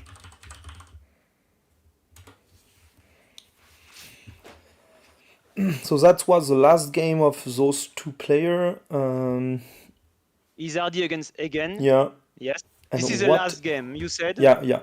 The last game So they played double killer bee in yeah, you see that? Izadi stand. Double Yes. killer bee, Orkinhurler, Shark Dog, and Crypt of the Lips. That means 5 I love hunters. this hand. Yes. And now she draws something that gives hunters. Come on. Whoa. I like this hand. Whoa. So many hunters. Yeah, that's a lot. Shark Dog being Mindbug. If you look at the power values of the cards of the of Izadi, the Shark Dog doesn't do a lot against it. Yeah, true. It's almost all power 5 creatures. or Yeah, power true, 4 true. creatures, so Yeah, now you just follow up with another one. Because why not? That's not a bad answer. Yeah. So power 5 creatures are Shark Dog's blind spot. But I think Hagen has seen your T-shirt at Essen Spielraum.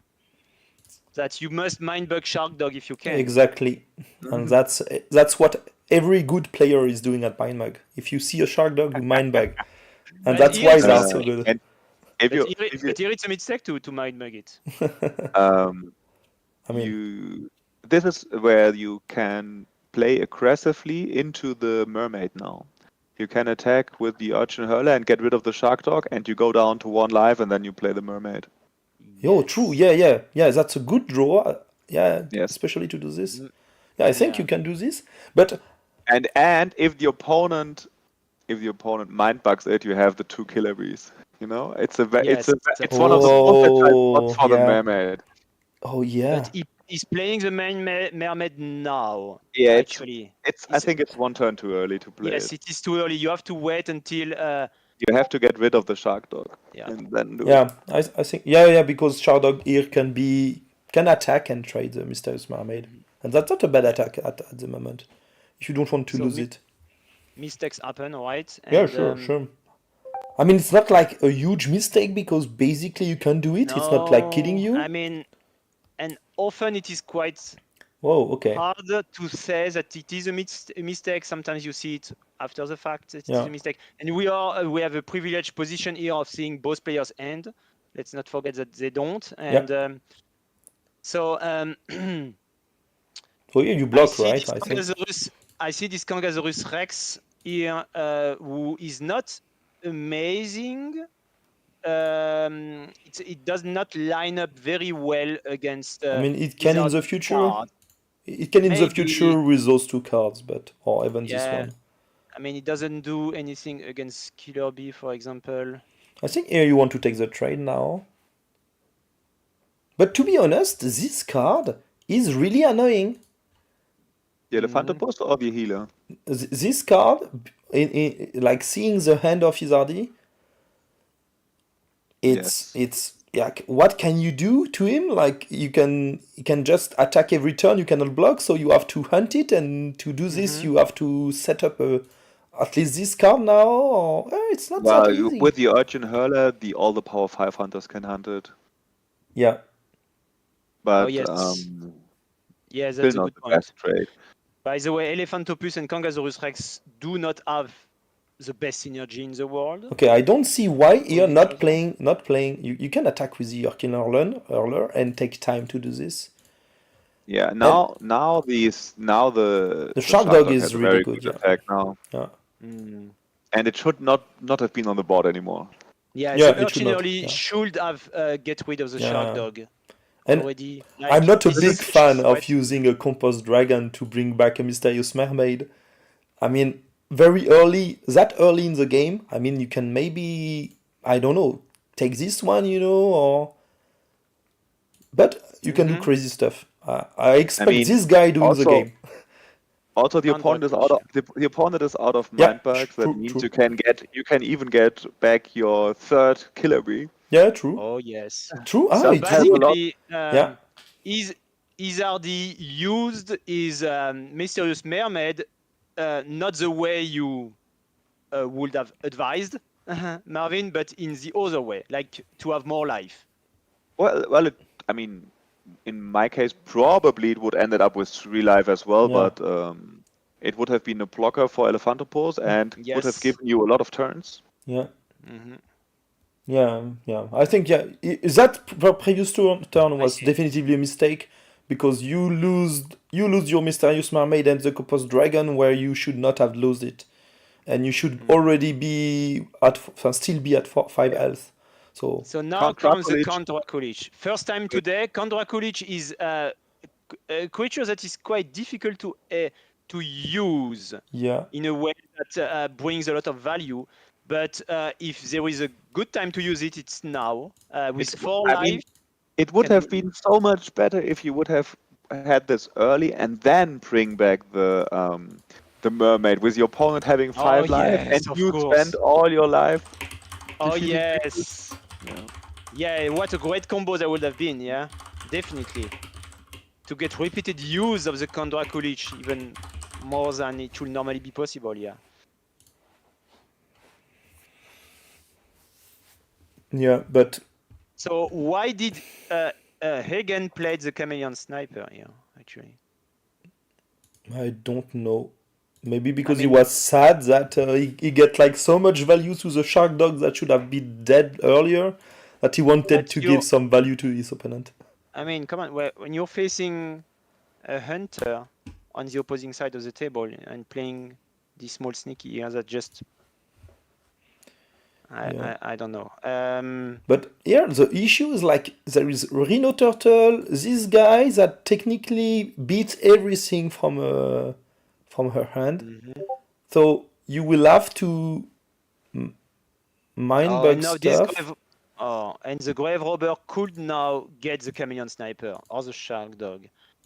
If it was me, I would definitely take the shark dog. Yes. So you see, playing this Chameleon Sniper was like a mistake, a small mistake that became a big mistake, basically. Not so much, because now he's playing Explosive Toad, meaning you can just win, right? You attack, down to 3. He attack, you do not block.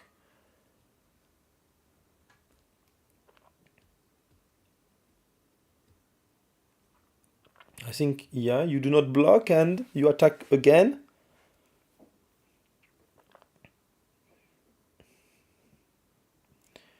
And then you have to block. That's the issue.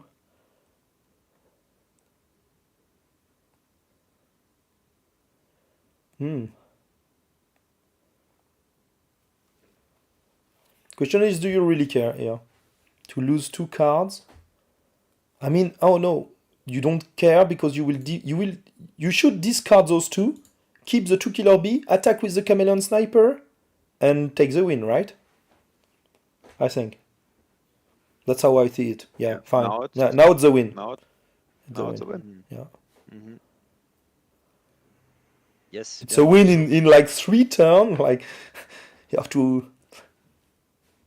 What? Ah, yeah, because it was 3 power because of the Orkinurler. Did not take that into account, so it's still alive. Oh, come on. Yes. Oh, you may need to mind bug this, and if you do not... Yeah, Maybe but that's... gets the Compost Dragon. Huh. And then, what is... Compost Dragon, and he can get then... Shark Dog? Oh, I mean? the Ferret Bomber would be so bad. yeah, yeah. Ferret Bomber, nice. Yeah. That would have been a great chain of events, yeah. Yeah. But it's not happening. Yeah. So Izard is spending his last mind bug. Rightly so. And now taking his opponent Ferret Bomber. So what do you discard here? Hard to say, but... Taking into account that your opponent has a hunter. I mean, he can win right away. He can win right away with this, so you have to play the Congasaurus Rex next time. Yes. Probably the Turbo Bug and... You discard the Turbo Bug because it's getting hunted away immediately from Urchin Hurler. Yes, And and Rhino you probably... the Spider Hole doesn't help you. I would have discarded the Spider Hole. As it can be hunted. Yeah. I would have discarded Spider Hole and try to keep the Rhino Turtle for the win. Yes. Yeah. Yes, I agree. Yeah, Rhino Turtle is bigger than those 7 creatures. Yeah. Seven that's power it. creatures. Yeah. But this as we Spider know, Hole is it getting- doesn't. yeah. As we know, it doesn't matter because there's Yes. so But- many killer bees. Hagen didn't know that, so now, yeah. Double, Okay. double Grave Robber, double Killer Bee. That's really a fun game. Like having this starting hand with like 5 hunter, basically every hunter of the game except the 2 composed dragon, right? Yes. So that's Mindbug showing its great replayability through a great variety of opening ends No. and variety of situations. This was something unique that we just watched here. I think I've never Interesting. seen that opening hand like with only Yes. a hunter, all the hunter from the Yeah. game. That's very funny. Yes. Yeah. I have Definitely. only seen it in the progression mode where I tried to build that deck yeah. myself. The whole hunter mode deck. Yeah, Okay. where you put like 3 or 4 Killer Bee if you can. So how do you feel about these games not featuring Giraffodile now? I mean that seeing that to me, like if you are playing it, you are just focusing on other cards and absolutely Yes. not focusing on Giraffodile. Yeah. So it's like nice because you can really know, depending on the situation, which card is going to put you in a bad position, and not having to think like twice or more about what happened if the Giraffodile came out. And usually you are not too much able to keep a mind bug for it, because if you can keep a mind bug, you keep it, and that's fine. But if the opponent is playing other cards, you need to protect against something. You can protect against the Killer Bee, you can protect against Sneaky, you can protect against a Lone Yeti or a Berserker or something very strong. But then if your opponent is playing some very high power creature, you want to play maybe Sneaky or having Poisonous to counter them. You always have some counters, so you can choose. And for Giraffodile, you have less choice basically. So here it's more like you can maybe compute a bit more what can happen in the game. So if you are really good at the game, yeah. So it makes the game. So basically, today's card pool without Giraffodile makes the game more skill intensive, even more skill intensive than they were before. yeah, you need to know way more the card in the pool. I'm not so 100% convinced of it. Maybe a little bit, but I have seen a lot of games where people came back from even a late Giraffodile. Yes. And that requires a lot of skill to do. So it is also skill intensive to play. Yeah, sure. To play around this card and against this card. So yeah, I'm more worried about that. This game become quite long, and as we have seen in a mode that we play right now here, where other people are waiting for tournament matches to end, this is basically something you don't want. So for me, it's okay in a 1 versus 1, but if you have a tournament environment where you have like a lot of people waiting for each other, this is something you really need to take into account. Yeah, so this is the main reason why we decided, after much discussion in the team, to remove it for today's tournament and for the World Championship format, taking user experience into account. I think player will enjoy not having to wait too long for the other games to finish, and that's actually a match I would have liked to watch, Roma. So I'm glad you are choosing this. This is a match of the second round. We are with Marlon again, who played also in the first round, and we are with Ali, who is a former champion, who is a very good player. So this will be an interesting match to watch. Yes. And he's opening with a Lone Yeti. Ooh, my God! I like this. So Ali my favorite card. Yes, I'm wearing it today, by the way. I have this Whoa. the Yeti here. So Ali Soufan from France won the online tournament from September, right? Don't recall the month.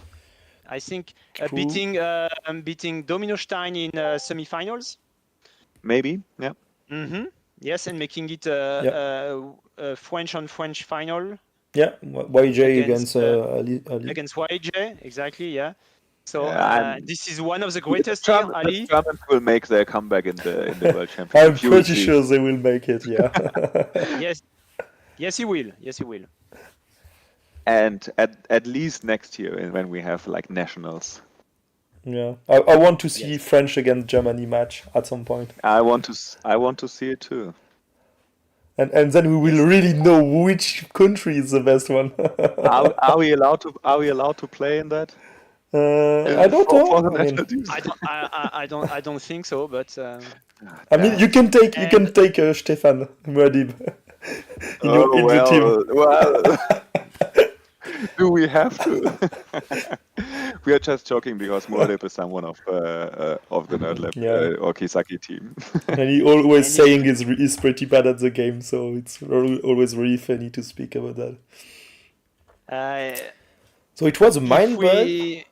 if we do like a kind of Nations League or Nations competitions Yeah. in the future, which is something that is really exciting for us, I think I can't wait to see what Spain has to offer, because there are a lot of in-store Mindbug tournaments going on in Spain at the moment, and this is just great to see. So, And I mean, there think will be a lot of players qualify for the World Championship as well, yes.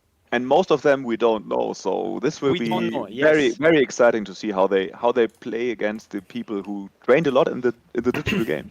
Exactly. So I think Spain is set to be a place where many highly skilled players will emerge from, because they get a lot of experience in store as well, and so we will see that. I wouldn't underestimate Poland, for example. We have a lot of good people playing in Poland as well. Yeah. And Italy is well known for having a big scene of card gamers. Yeah. High levels on the Magic scene, for example. And then there is something. I mean, Mindbug is not super big in Asia, but we are growing there. We have a Chinese release now. We have a lot of players in Hong Kong, for example. So I expect also. I would be very curious to see Yeah. how an Asian team would play against the more Western teams here. Yes, would be nice. And of course, we have to expect American players. The game is now commercially released in the US. Yeah, it will take more space there. Yeah. But they will come. Yeah, sure. I mean, we have some USA guy in the community at the moment, but not so much. Yes. Mainly Yeah, because compared of to the size of the country and the number of inhabitants, we have a bit few American players at the moment online. Lots of potential for growth. There is a lot of potential for sure. Both from a commercial standpoint, of course, but also from a competitive standpoint as well. And there is a lot of Magic players there that may be into it once the game is. Yes, I would love. There are some high profile Magic players from the US that I would love to see at the Mindbug World Championship. Yeah, definitely. And if this is not possible this year, maybe next year, but I don't know. I think 2024 will be a big year for Mindbug in the US. Yeah. Yeah, we had someone that is qualified for the World Championship, but that will not be able to participate for Mindbug because he's playing a tournament, a Magic tournament. So. Yeah, I see. So there will be a Mindbug tournament at BGG Con in the US. That's next weekend. Oh, there's someone qualifying from there. That's cool. I wasn't sure that this is happening before the finals of the World Championship. No, they can. So yeah. That's cool. Yeah, that's really cool. Yes. Oh, so if you look at the board, it's actually not looking bad for Marlon here. Yeah, not too bad. And I don't know if you checked, but it was really funny to see the Lone Yeti attacked, but it was not alone. and he got like 7 power because of the Orkinol, and it was good to attack with the Yeti. That's something we do not see much often. But it was very funny. But yeah, here like Le Chateau, Whoa. And here comes a grave robber Yeah, tiger into, squirrel. Wow, into a tiger Yeah. squirrel, And now that's changing the better. board Yeah, state yeah, completely. completely. Now, how do you handle this tiger squirrel? That would be the question. Because everything. Hungry hamster plus shield bugs doesn't work because of the hunter over there. Yeah, this one will be so annoying that I think I it will think- do the game, basically Yeah, I making think- the tiger squirrel win. Exactly. You give That's- the goblin like, and I okay, mean- take it, but I will hunt it. Yeah, and good choice to not play it. So that is something what makes it difficult to interpret statistics of Mindbug. So if you look at the win rates, for example, and see what cards did the finishing blow, it might be cards that are sneaky, for example. And in the end, people say, "Oh, sneaky might be overpowered," especially newer players. But if you look a little bit closer, it's probably more Regal Alpha that's turning the play here, because there would have been an answer for the Tiger Squirrel, but you cannot play it because the Regal Alpha is controlling the board basically. Yeah. But it will not be the card that does the finishing blow. Yeah, but the Gorigal Alpha is really good at controlling to the opponent to not play any sneaky or hunter because it's so strong. Yes. That's where you really love the Spider Hole. I think it's one of the best cards to get against Gorigal, so because it puts some pressure and you know that the opponent will at some point do one trade, even if it's tough and not being defeated on that. But that's the second grave second robber. one. What do you take here? Shieldbug can be something really nice. Berserker. I mean, Oh, the question is, what are you? I mean, you are currently ahead anyway. So the question is, what are you afraid of at this point?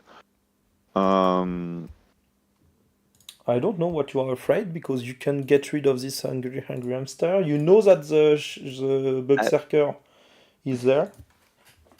I would be a little bit afraid of Kangasaurus, maybe. Afraid, but it's not that bad, right? Because you can just No, I win mean- the game with the Grave Robber. I think getting Urchin earlier is a solid choice. Yeah, so that would have Yeah, been I also think my so. choice, because you are afraid of like stronger creatures basically at this point, Yeah. Mm-hmm. and this helps Yes. to get rid of the stronger creatures. And of course, he doesn't know that Marlon is holding two weak creatures from a power value standpoint. And that's At also least- because the Gorigal yeah. gets up to 8, meaning Yeah. 8 twice a Yes. turn is like nightmare for Yes, exactly. So that's the cool combo, of Gorigal Alpha plus Urchin Earler. you. Okay, now we will just put pressure to say, do something, else I just win. Because you have no time to... Okay, and just... Yes. Okay. Yeah. So, Yeah, that was like... I think this Gorigal Alpha did a lot. Did really a lot. yeah, I think Ali played very well. Yeah. Yeah, it was, but in the middle of the game, I was not so sure to know, like if it was in a good shape or not. So, Stefan is we playing might- against my brother-in-law. That's really funny. Nice. We might watch another game from Ali, Yeah. maybe in the last round, maybe, when he plays against an opponent who has won. No, we can continue game this as well. Hyper Marlon game just to know the issues if you want. Sure. So that's the second game, right? So Ali is leading 1-0, and so the first card you see here, some information to our viewers, is each player picks a random card from the Is it not the same? pile of remaining cards, so cards that are not being played during the game, and the higher power it is the same determines game. who is starting, who is the starting player. But they also know that those two cards are not in either player's deck. So that's some information here. We have just seen, what was that, Hamster Lion? It's the same game that we just showed. I was like, Yeah. I was confused that I took the wrong one. But I think the second game is still ongoing. Or Oh, no? all right. Let me check. I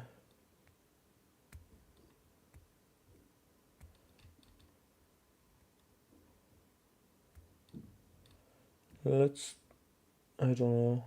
Oh, let's take another game from someone else. I want to see one game from Stefan.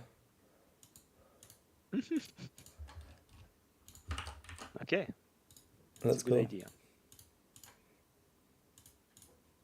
I want to see if he improved in himself, so You he want can Bomber he can pretend to be one of the world championship.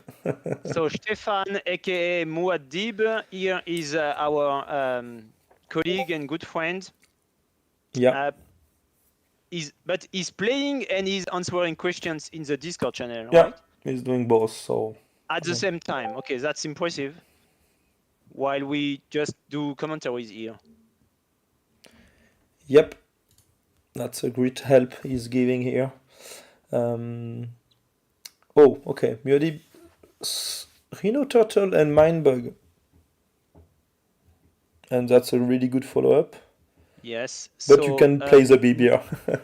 So Muad'Dib was not afraid of playing Rhino Turtle on turn 1, mostly because he had, not sure, maybe because he had a Plated Scorpion. I think Plated mostly. Scorpion. Plated Scorpion is an excellent answer to Rhino Turtle. No. So it worked, you know. Your Daddy Cool has spent one of their Mindbug already. Now we have B-Bear here. B-Bear cannot be blocked by Plated Scorpion, and it cannot be blocked by most creatures, almost all creatures from Muad'Dib's end, Yeah. which Daddy Cool does not know. But to be fair, there are a lot of creatures that cannot block B-Bear. I mean, Yeah, but now or I'm six a bit or more less scared range. about the Turf the Surfer not being able to be blocked. Yes. Oh, nice, a Sluggernaut. So this is the first time we see Sluggernaut today. Yeah, but it's okay. It's not supposed to happen. Yeah, it's not okay. Okay, fine, but they did not play the usual way. They did I don't know what they did. They did a duel, right? I Sluggernaut think is so, maybe. not in the card pool. Yeah. It should not be there. Okay. Anyway, that's funny to see. That's fine. Yeah, that's fine. Yeah, because Sluggernaut is a promo card. And an interesting one. A cool one, yeah, from the community. A very cool one, yes. So basically, the physical version of the card doesn't look like that. I mean, it is functionally the same, but well, you have some number on the left and on the right, and when you have to exhaust it, you choose the side, and then it changes the keyword and power, meaning you can switch to Hunter 5 or 8 Power Frenzy. Exactly. So still, this B-Bear is actually frightening. Look at that. I mean, it cannot be blocked. It can be blocked by Turf the Surfer only. So, and they have the same power. Which is still okay. Which is still okay, but the Explosive Toad might be used to defeat Turf the Surfer. And then B-Bear will probably do a lot of work. I mean, we still don't know what the two last cards of Muad'Dib's deck are. And for all we know, this might be like a Luchator or something, being able to block B-Bear. So, is this the first time we see Turf the Surfer at work today? Like attacking, triggering its ability? I think so. I think so. So here comes a big wave, and the wave is targeting... We didn't see it. Targeting the... I think it targets the Explosive Toad. Because Explosive the Toad, two right? big, the two 8 are not capable of blocking because of this guy. Yes. And yeah, I got the answer. This one is a duel. They are not opponent in the tournament. They just played for fun beside. Yeah, they just did a duel. Yeah. After they finished their tournament match. Yes. So this game, the game we are watching now, this this game does not count for to the tournament. But that's fine. Yeah, that's funny. This is a side event, right? Side event with promo cards. So we might see more promo cards, right? No, I think this is the only one in the current rotation. No Mindbug bug. No Mindbug bug. Okay. Okay. But it will come at some point. Yes. Mm-hmm. It's a really funny one. So we have a pair of Creeps from the Deep in Daddy Cool's hand. I love this card. Yeah, I think this card is like I sometimes even prefer it to the Explosive Toad because it's more direct. Yeah. We just recently talked about it. Christian told it to me. So, hey Marvin, we never did a card that has play, defeat a creature. And I was kind of shocked to that I didn't have that in my mind. So, whoa, we really didn't? Why didn't we make that card? Yes, Tiger Squirrel, that's the closest to it, yeah. Yeah. But yeah.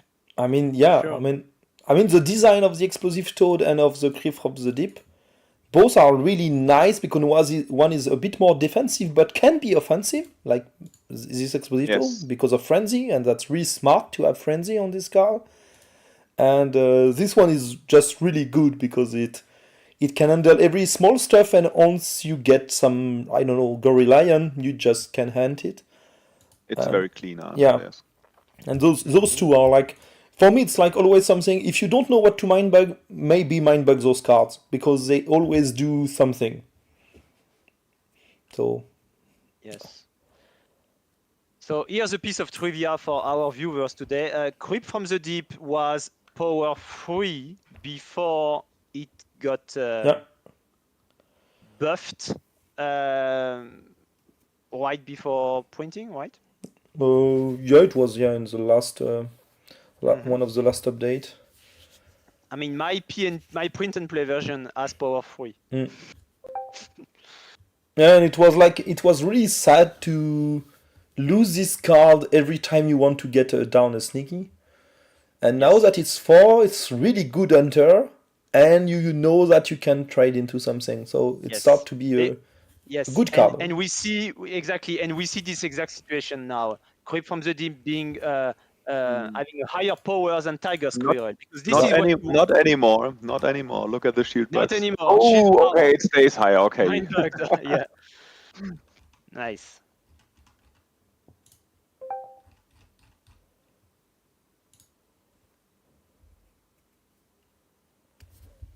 I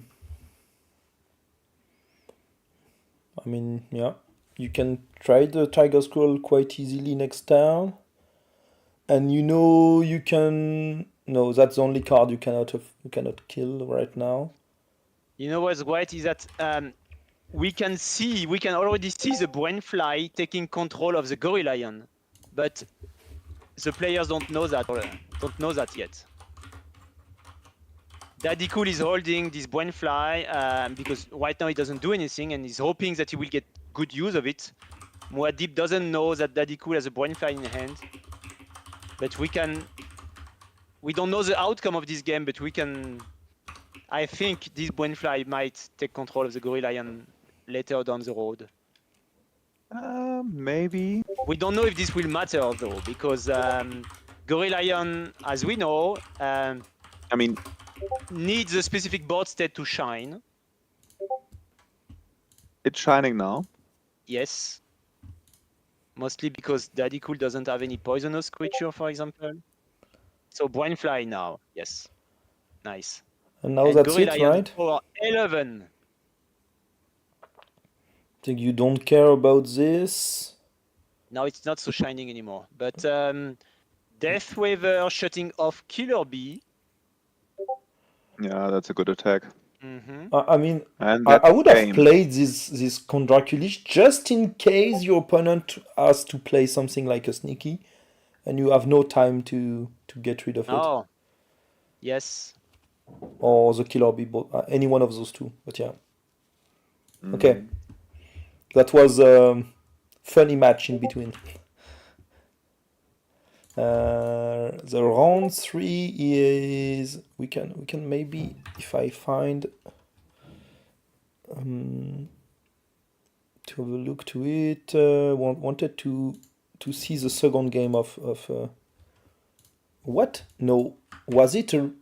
Okay, we will check for a really quick game. I don't know what happened, Okay. but it was really quick. Okay, so and So round. this is game 2, right? I think so. Or game 3, I don't know exactly. Okay. We know that Ali has won game 1. That's all we know. So leading, opening with Urchin Hurler. Lone Yeti. I mean, it feels great to open with Lone Yeti when you are playing second, when you're not the first player. Because if Marlon mindbugs it, then the Lone Yeti is not alone. That's exactly, we see it now. So this was an asymmetrical play, which is often the case in mindbug, yeah?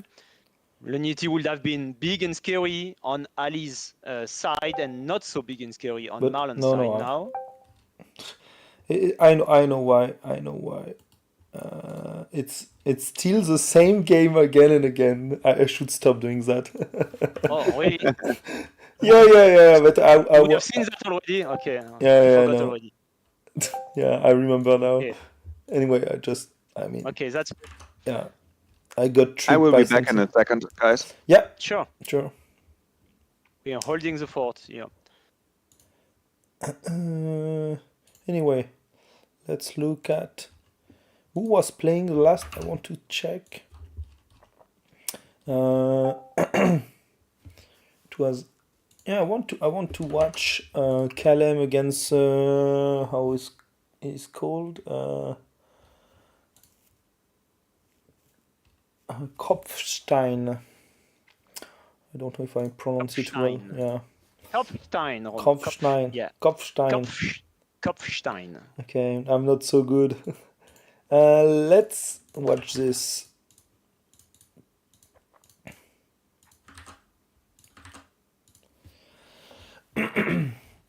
Oh, Kropfstein. I'm sorry, not Kopfstein. Kropfstein. Kopfstein. Kropfstein. I don't know what that means. I don't know. Kropf. Okay. This is Tonton Calem going as Calem in the client.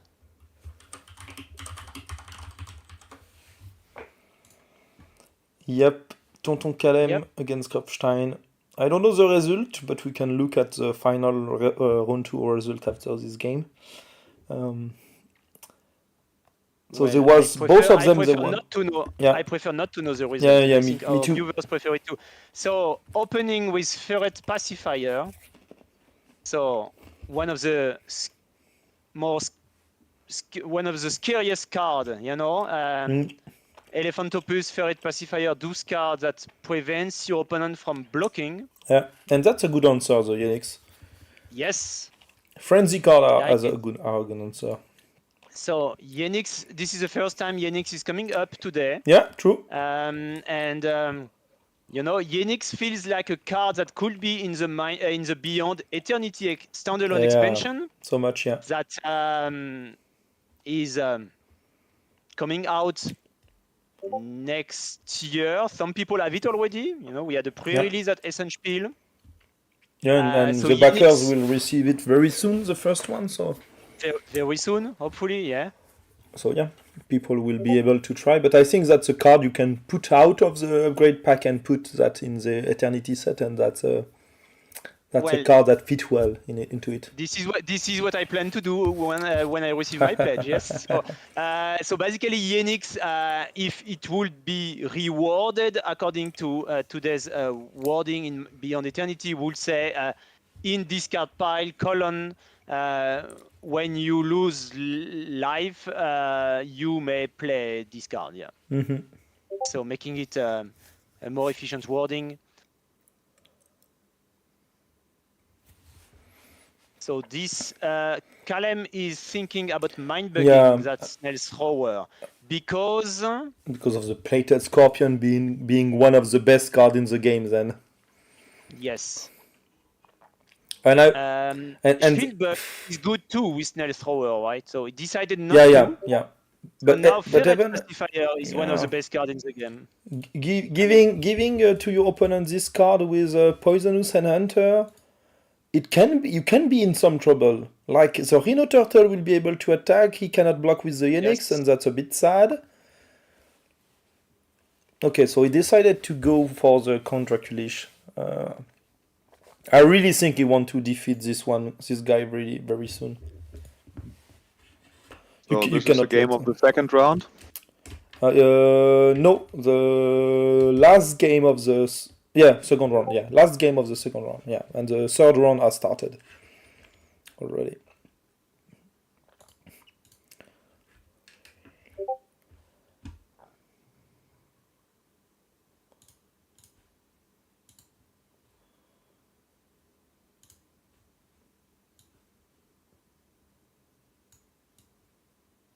Turbo Bug.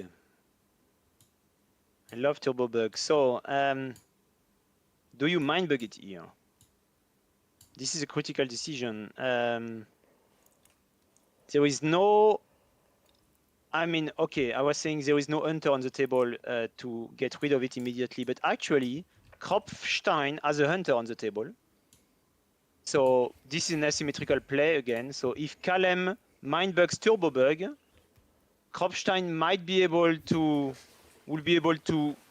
hunt it down, but at a high cost. Yeah, high like Ferret cost. Pacifier will be out, which is. But that's sad because if you let it play the Turbo Bug, you have like read value with the Snail Thrower, and Yes, then so that's you are scared about not being able to use your Contraculish, so you want to attack. But you can use the Contraculish and.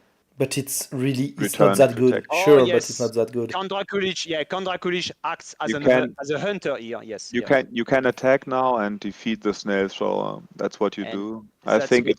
it's not super good, but I think your play was better. Yeah, you're right. I think I would prefer to kill this guy instead of killing the, because yeah. like losing one life and your Kondrakulish to defeat one card that is only 4 power usually and not that a threat, it's pretty shamely. Yeah, so it was a good trade for Kropfstein actually. Yeah? Actually, I mean, Kalem could have traded the Snail Thrower for 1 life now. That's basically what he could have done, and I think it would have been worth it. Yeah, I think so. You're right. I really like the play to to defeat the Snail Thrower here. Yes. Because Turbo Bug, I mean, that cost a lot. That costs too Snail much. Thrower doesn't look like much, but it's like having an impact on this game. That's also, if he mind bugs the shield bugs now, they're also very good with the Snail Thrower. Yeah, that's awesome. Shield bugs plus Snail Thrower. And I think here you want to do it because if you do not do that, you may lose your Rhino Turtle on the Plated Scorpion and the Yenix. So now you are in a really good shape. Yes. Really, really good shape. I love this board. Snail Thrower and Shield Bugs is like so good. Yes. And Rhino Turtle being 9 power. Yeah, I mean, why not? Yeah, of course it matters, yeah. It matters when your opponent has a Beaver in hand, which Kropfstein doesn't know, but it matters if they have a Snail Hydra, because now they have the same power, but Rhino Turtle has stuff. Yeah. So that's good. So Kangasaurus Rex here. Getting rid of Snail Thrower potentially, and exhausting Shield Bugs. Yes. So Shield Bugs has a grayed out tough keyword, which means that it is exhausted. So in the physical version of the game, this card will be rotated 90 degrees to the side. So Shield Bugs has 1 life left. Same thing for Plated Scorpion, by the way, from before. Rhino Turtle still having his shell. So it has 2 lives. Yeah, and that's... Do you think that Kalem will be able to recure Yenix from his discard pile in this game? Does it even matter? I mean, he has not attacked with it yet, yeah? I think it was useful. It was useful with the Shield Bug to try to get rid of the Rhino Turtle, but now I don't see it too much being useful. Oh, so he decided... no, it was... Oh, that's sad.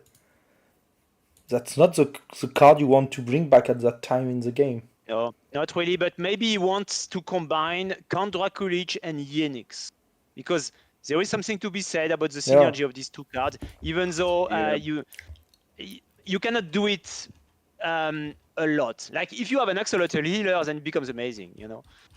Yeah. I mean, still, it's not super helpful as long as Rhino Turtle is there. Yes.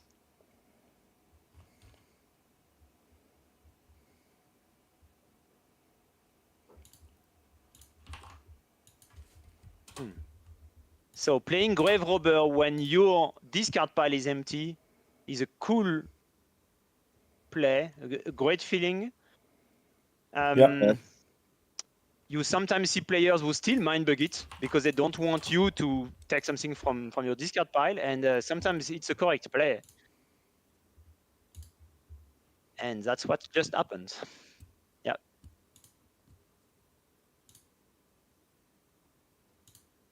So Grave Robber taking nothing from Kalem's discard pile here. And now Kropfstein doesn't have any mind bug left.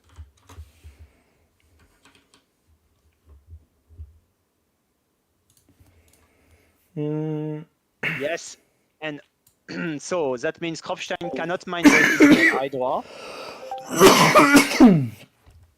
Snell Hydra not being, I mean, it will be difficult to trigger Snell Hydra at the moment, but it doesn't matter. It might trigger at the end of the game, and it's still a power 9 creature.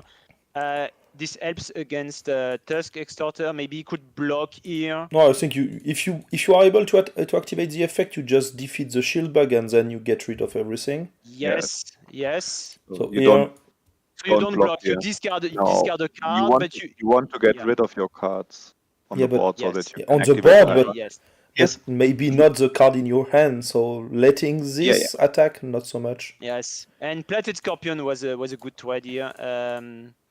So, but you don't want to play cards. I think I would have tried to get rid of cards on the board now. Yes. I mean, he can still hunt the shield bug here, and he can still continue attacking with the Snail Hydra then. So I mean, it's fine. You know what you can do? I mean, he can also attack with the Snail Hydra just so because it's 11 power now. But yeah, true. And of course, the very shady play is to attack with Count Draculich, losing 1 life, defeating a creature of your own, to have fewer creatures than your opponent. You know? Yeah, I would maybe not go this way, but you can do that. True. I'm not recommending it, but it's a possibility. You know, like don't do that at home, kids. Don't do that at home. Yes. Combining Count Draculich and Snail Hydra in a unique way because you want Snail Hydra to be online. That's the thing. You want. Yeah. Now you're getting rid of creatures. Yeah. Yenix, next one. Oh, okay. Even attacking with the Yenix here is good. Yep. Urchin Hurler is having a big impact here. I think maybe attacking with the Yenix would be maybe even better than attacking with Snail Hydra, to be honest. Yeah. Yes. I think you're right, Romain. No. No, attacking with Compost Dragon, hunting down shield bugs. Could be also something, but yes. I mean, at the moment, you don't really care, right? You don't really care about it. You don't care anymore of shield bugs when you have Urchin Hurler. Then they would not have been a good attack anymore. Yeah. So, but now you do it, right? I know you. Okay, you will attack, then you kill the Compost Dragon, and then you attack with the Snail Hydra. And then you attack with the Snail Hydra. So here's another question to you. So, should we highlight when Snail Hydra's effect is active? So when you have fewer creatures on the board, should this be when it's your turn? Should it be highlighted? That's my question. Before you attack. Yeah. To my point of view, no, but. This is one of the easiest thing to see. It's not the same as Elephantopus being very, shady and stuff. But Snail Hydra, both players know what it's doing, and you see it on the board who has more creatures than the other. So I don't know. I mean, if you want to go all the way to make to be convenient to players. Yeah, at the expense of skills, then sure. That's so funny because we have so different opinions in the team about it. We have people that say, "Oh, Mindbug is an easy game. We must make it attractive to everyone out there. So it must be as easy as possible. It must be as accessible, as easy to use Yeah. as we can do, and we need to highlight everything." And then we have other people that say, "Oh, it's so important that people can shine with their skill, and we need to be as close to the physical game as possible." And it's really, we talked about it today Okay. before, but it's really a hard decision to make. Yes, it is. The thing is, even if everything was highlighted to make playing the game as easy as possible and as comfortable as possible, basically, still the game is still hard to play, hard to master. You know, you have critical decisions on every turn. So, I mean, it doesn't make the game like too easy to play. I mean, the game is not about remembering your triggers or something like that. The game is it's not about that. It's about critical decisions like when do you mind bug, when do you attack, when do you play a card.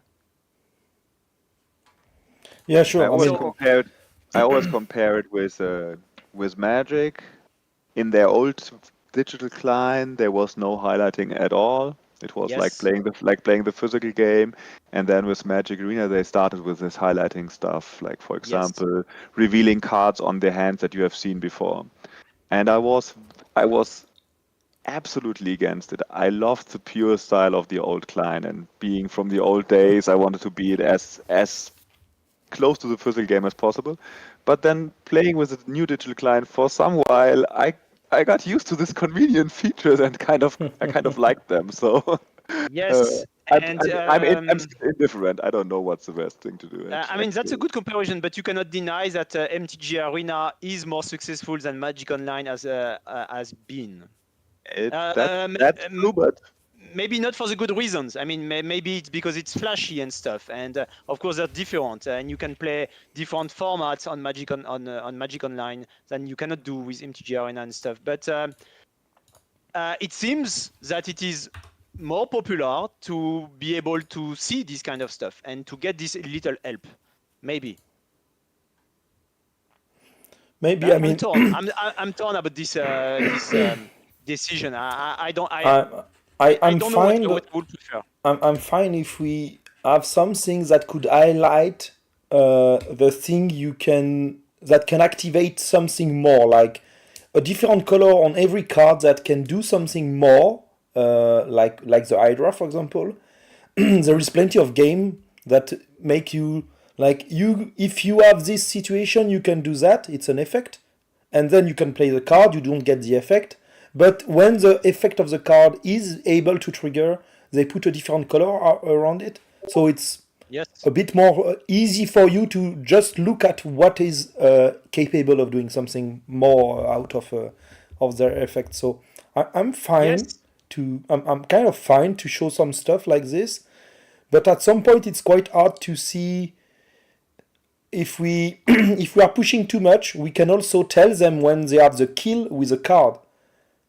You know, because we can compute that, like it's the game itself can say, oh, if you attack with this, you win. And that's then, too much, right? Yeah, and that's too much, but it's quite hard to define where it is really too much. Well, giving advice is too much, and telling you that this Kangasaurus Rex will have no effect because your opponent has a Death Waiver is just being nice, but it's not. Yeah, but it's kind of an advice, like, oh, if you play it, you know, you got me. Yes. Yeah, that's a complex subject. It is. Yeah, I mean, yeah, I am. There will be still more discussion about that in the digital team, right? Oh yeah. Oh yeah.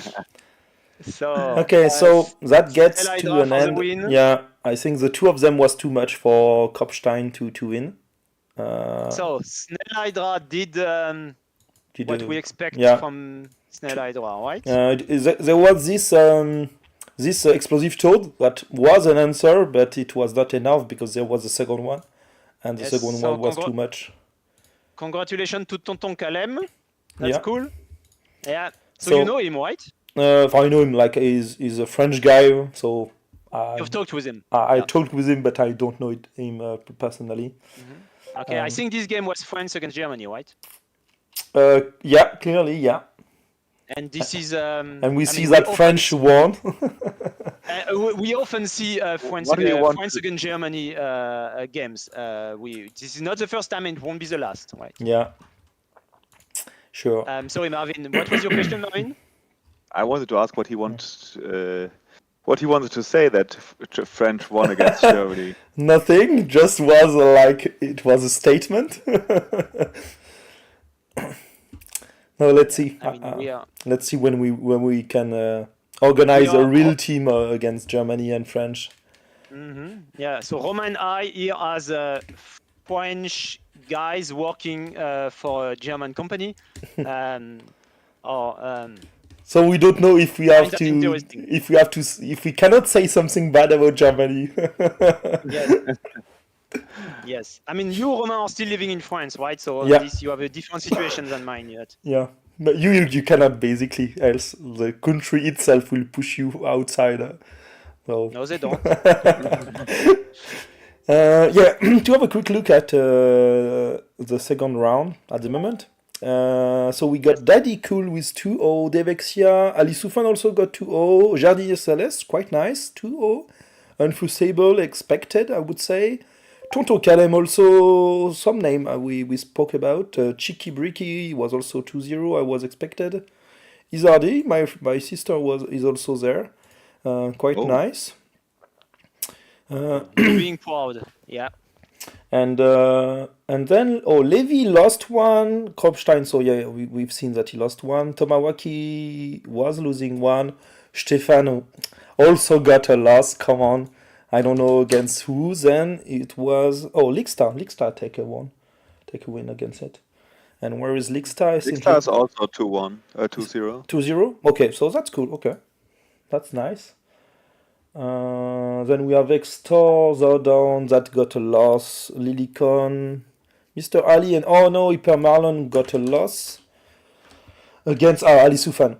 Okay, so that's not loss, I think, because if Ali Soufan gets to the final, basically if you lose only against one of the best players, you still have a very good tiebreak.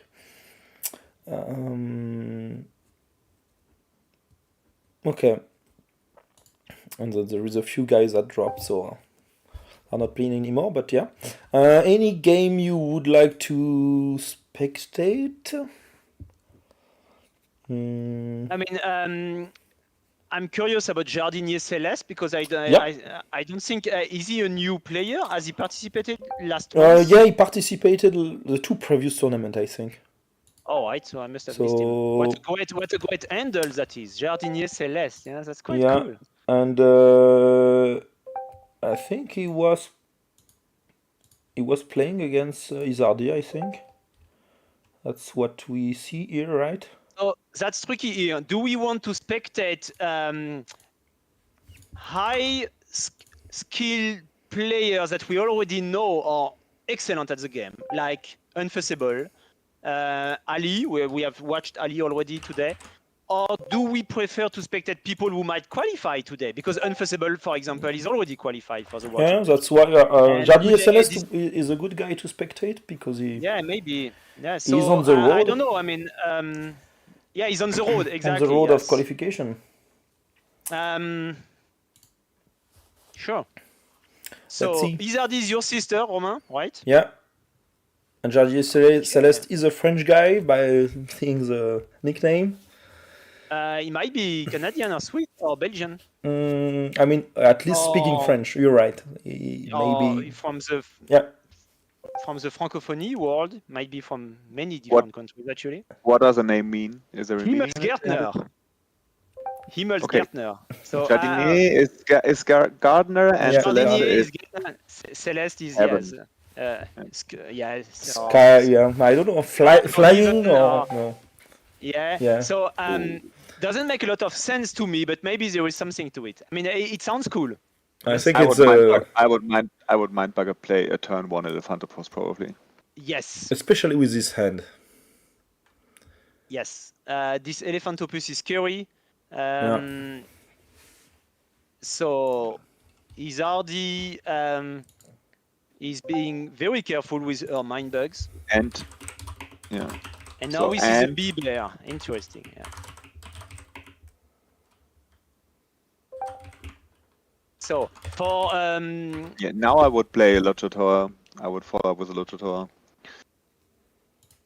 yes, I would And- encourage new players. Player and who then discover mind bug.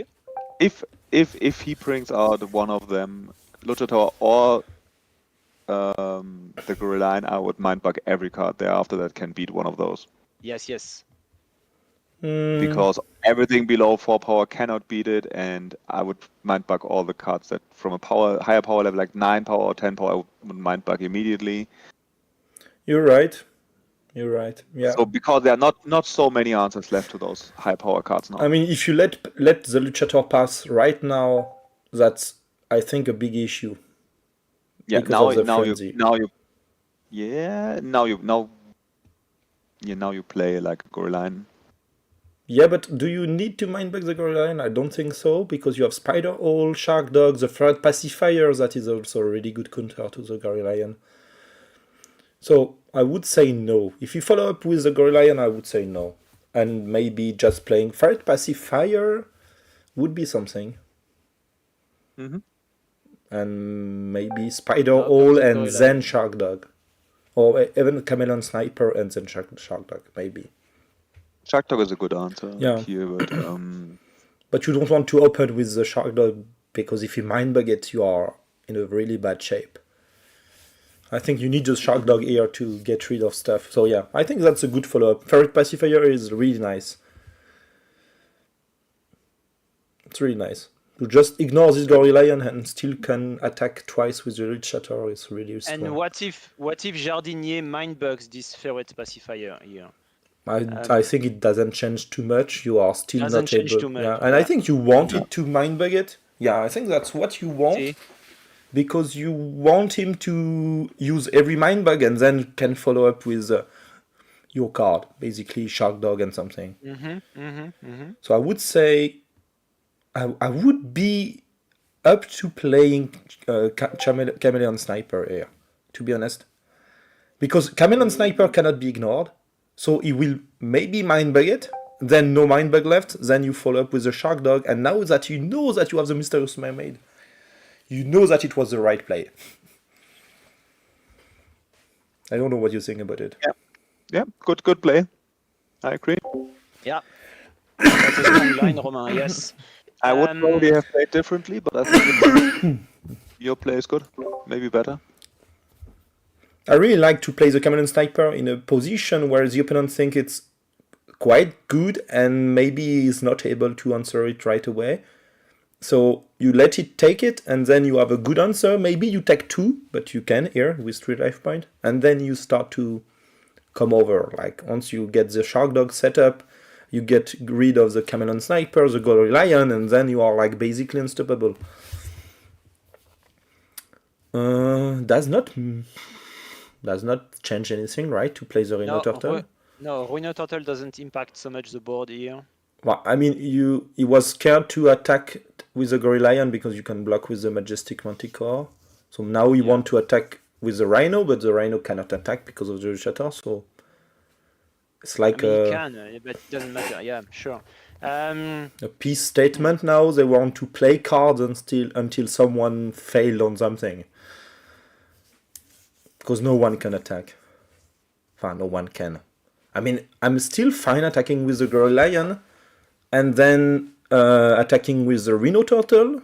Because of the Ferret Pacifier. So basically you attack with the Gorillion, you lose Majestic Manticore and Gorillion.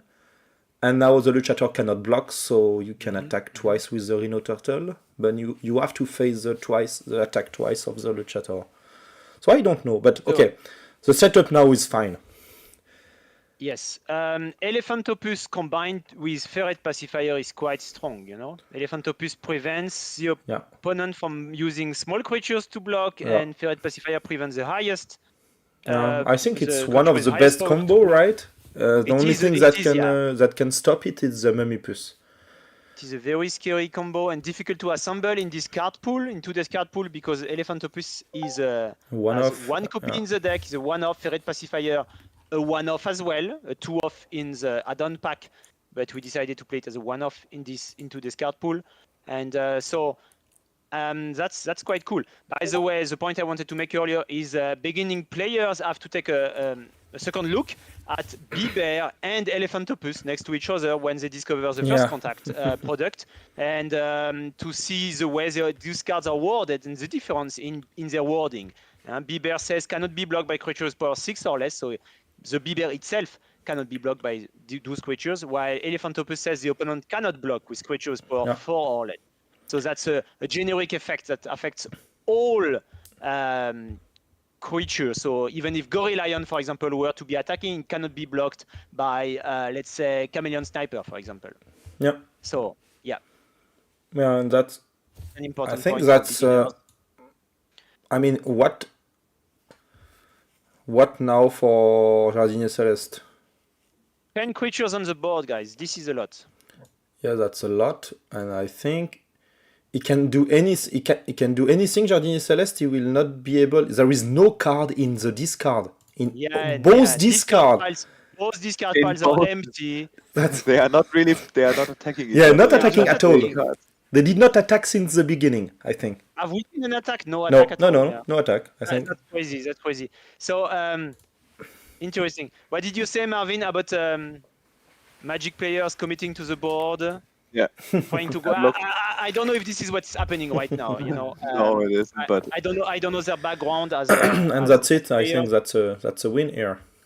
Yeah, it is. Even if you attack with Explosive Toad, that's what players tend to do. It's to block the Explosive Toad, but you should not. You just take two hits. You should just take two hits now. Take 2 hits. And you can even block with the Lurker. Yeah. Jardinier's mistake here was to not mindbug the Chameleon. Yes, mindbugging the Chameleon, or maybe having a hunter on board. You know, like but I understand. There was you no. don't want to play Compost Dragon when discard pile are empty, but sometimes you have to, because basically this Chameleon Sniper was just. I think he got this Hungry Hamster. And I think he was like, okay, I got an answer to this, so it's fine, but it's not fine, because if it gets mindbug and you have no other answer, that's it. Oh yeah. So it was a cool game. This game with very few attacks. Yeah. Just a couple of key attacks at the end. 2, and right? Only 2? 2 attacks. Yes. And Chameleon Sniper is not like overpowered. I mean, it is just the finisher. It is just the win con here. And I mean, I don't know how Izardi made her opponent to not mindbug Chameleon Sniper. This is what's. I'm not sure. I think Jardinier Celeste was afraid of something else, or maybe just a misplay, you know. Maybe, he did not take care too much about what will happen. I think he was like focused on the main point was this Majestic Manticore that get a free kill on the Chameleon Sniper, so he was like, oh no, I don't want, I would try to play something else. Maybe something like that. And the board game becomes confusing when there are like 5 creatures or more on both sides of the table. You know, so this is when you can sneak in a threat that your opponent should mindbug, but they don't because they are confused by the board state and they are thinking about something else. Yeah. But this match was already from the 3rd round, wasn't it? Yeah. It was. So they are still playing, so I think it's 1-1 at the moment, or 1-1 or 1-0. We can. We have like. Do you want to see anyone? There was this Ali Monte Cristo. That could be quite a high-level match. Sure. Don't know. What we see is that some of our top-level players keep winning. Yes, I would love to see a match between Ali and Unfussable if they ever play against each other. Maybe next round. I think that you have a good chance to see this next round. Yes. I don't know if those guys have played against each other already in the past, you know? I'm not sure, to be honest. Not sure of that. Me neither.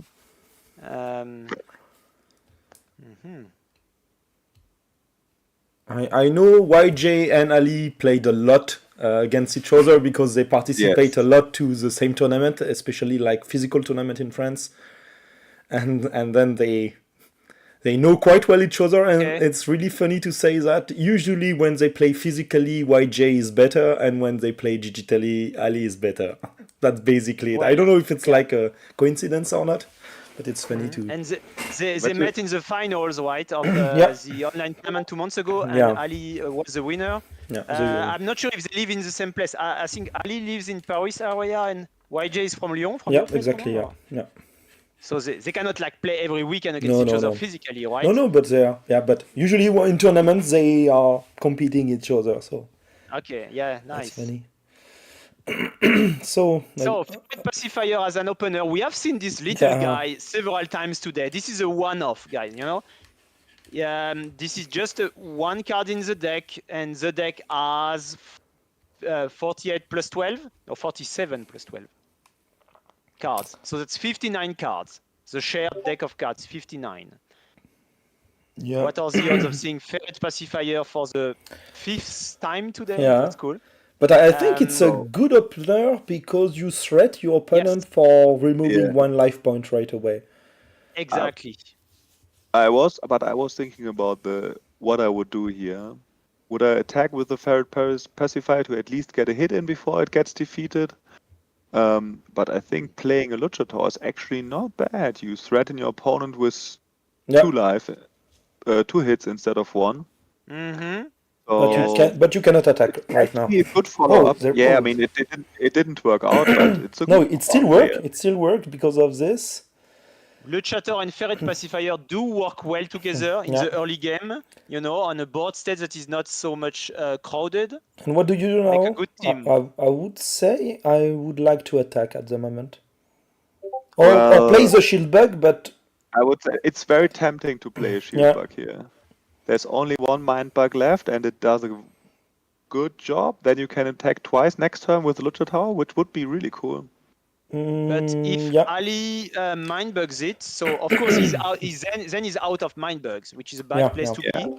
We are still in the early game, but you know, this power 10 Luchador facing a power 9 Luchador, that's a good place to be as well. And having a power 9.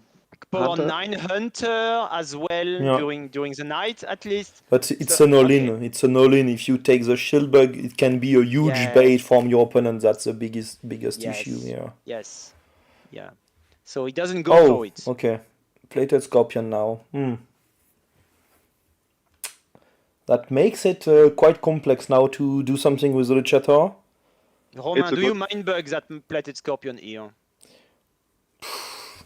This Plated Scorpion has a key role on this board state, right? Yeah, I think I can think about it. I think a Plated Scorpion is always a kind of a safe mind bug. You will always get some value out of it. It's just a bit slow. Especially with this Luchador on both sides of the table. It has a job to do. Yeah. They are really like playing with 2 Luchador and 2 shield bugs. Guys, I might mind bug that shield the second one because I love having 2 shield bugs. Yeah, that's true. That's pretty strong, but call me crazy, but I mean it's probably crazy because this is the last mind bug from Monte Cristo.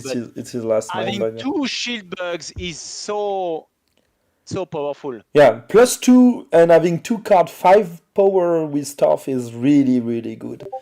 Yes. And especially if you get if you get this card on board that can attack at 10 every turn, that's really strong. I mean, you would have 2 shield bugs, Plated Scorpion, so that's 3 creatures with stuff.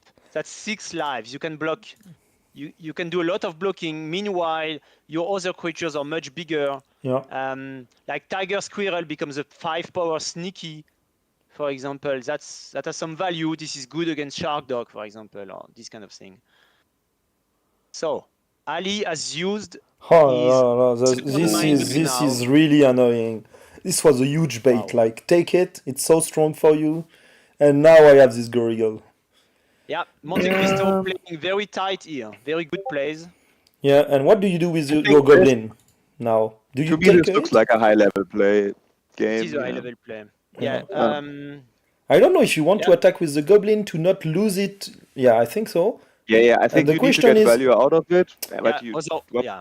yeah, I think that's what you do. Yeah. Mm. But You have to. which Otherwise, target? That was the goes to question. waste. Because you have two targets, you can also attack the plated scorpion. That would be a not so bad target, especially if you have any other big guy. Yeah, but now you are in trouble. It's getting late, Marvin. Yes. And I need to get up early for the live yeah. tournament tomorrow. It's like weekend tournament for you. Oh yes. I think you let it go. Okay, so no, yeah, okay. That was a good play to attack with the Goblin Werewolf, the Gorigol Alpha, because you knew that if you play the Spider Hole, it will get rid of the Gorigol Alpha. And basically, its whole hand is 6 hours below. So, yeah, I think you needed to get rid of this card. And okay, let it. So meaning he accept to lose the Gorigol. And especially I think because of this, you can also trade the shield bug. And that's nice because you know that now you have this Luchador that can do crazy stuff. Yeah. But the hand of Alisufan is really, really strong. Huh? To be honest, He like... has a powerful hand. yeah. Yeah, I like what he has in his hand. The Compost Dragon can do a lot of stuff as well. I think this card is like really annoying here because it trade with the Luchador easily. And you may want to mind bug it, but I think if you mind bug it, you have like a very solid hand to end the game. And it's not so strong on Monte Cristo side. I mean, you can play... What? He played it? Okay. Okay, so it's to say either you trade the Luchador or you trade the Tiger Squirrel. Yes. Yeah, but you need to look at the hand and then you probably trade with Luchador, but I don't know. But if you trade with Luchador, you play Turbo Bug, you attack, and you kill it with that guy, so you... What do you mean with Turbo Bug? There's no Turbo Bug. You mean... Here. Yeah, in Monte Cristo's end. I was thinking about Ali, what he's going to do. Right. I mean, here, if you play the Turbo Bug right now, I think it's a good thing. No? You do not attack with the Luchador, you play the Turbo Bug, and then you say in 2 turns you are dead. And then he still have 1 Mind Bug Monte Cristo, so... I mean, to me that's the play. Or another play would be Turf the Surfer, but I mean both are very strong at the moment. But it's not putting so much pressure, and I like the fact that you use Turbo Bug now, and this guy can do something later. You know? You can also... Oh, that's funny. Yeah, the Surfer is very powerful when your opponent has like only 1 creature, you know. Or no, if you have no card on the board, and you know that if he plays something, he take 1 hit. Anything? That's a good opener. Yeah. That's the dream. Mm-hmm. I mean, this guy and this guy, the Ferret Pacifier, both of them are like very good early to put pressure. And even late game where the card were... And they are very good friends as well. They combine very well. Yeah. So the Spider Hole here. Monte Cristo might use his last Mind Bug. He's thinking about it. I mean, yeah, it's not an easy decision here. Because if you want to win with the Tiger Squirrel, you may want to consider, but you are too scared about the Congasaurus Rex, I think. Yes. And that's strange. Exactly. Why? That's probably what Monte Cristo was thinking. You know, a Congasaurus Rex would ruin his day. I don't get that. That's not a good attack. Yeah, that's not a good attack. Even an attack with the shield bugs would have been much better, or the Plated Scorpion. Yeah, totally agree. We are seeing 2 very highly skilled players that still might make a mistake here and there.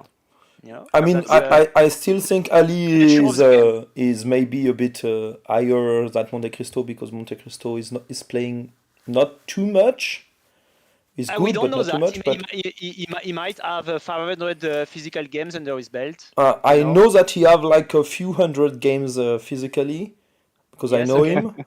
But You know him, okay. Well, all but right. he's not playing too much online, and then it's not the same when you play a lot against very high skilled player. So I think he still needs So- a bit of training. Ali And has more experience. you see here, like Yeah. it's really bad. I don't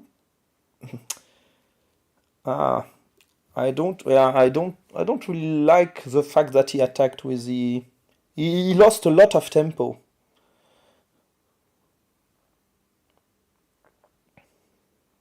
So what do you think, Romain, here? Do we have a player with approximately 100 games under his belt and the other one having like 300, 400, 500 games? And that means they're both very experienced, but one of them has even more experience than the other. Is this what's happening here? And will it play out? That's my feeling. Yeah, I think Yeah, Ali is one of our best player at the moment in the community. He I think proved so. that he is able to reach every tournament top, like very Yes. consistently. So for sure, I would Yeah. say it's one of the best player. Also lost against him. Yeah. Yeah. Okay.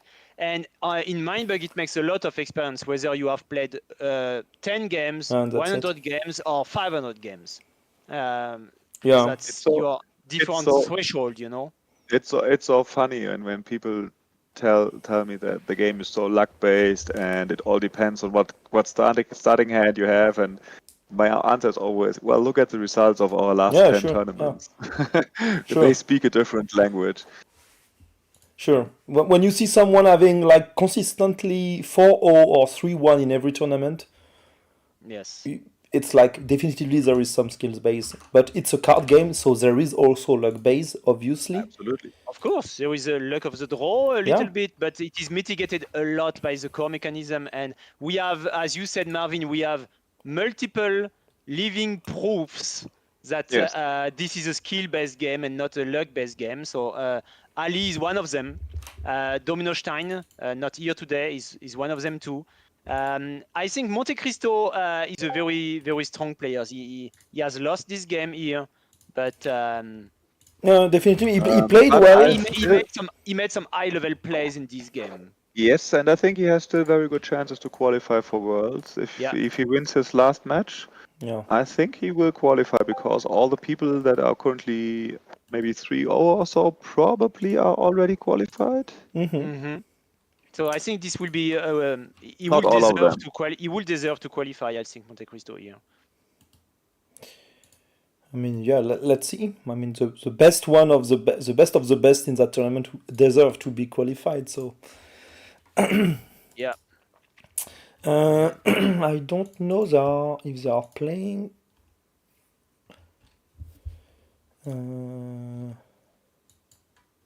So Ali might win the tournament, like getting first place. You know, even if We don't know yet. So there are a lot of people that are 3-0 at the Yeah. moment. So But yeah, let's see. he can for sure if he doesn't lose. Yeah. I think I would probably bet on him if I had to, but You will? I will bet on Unfuzzable.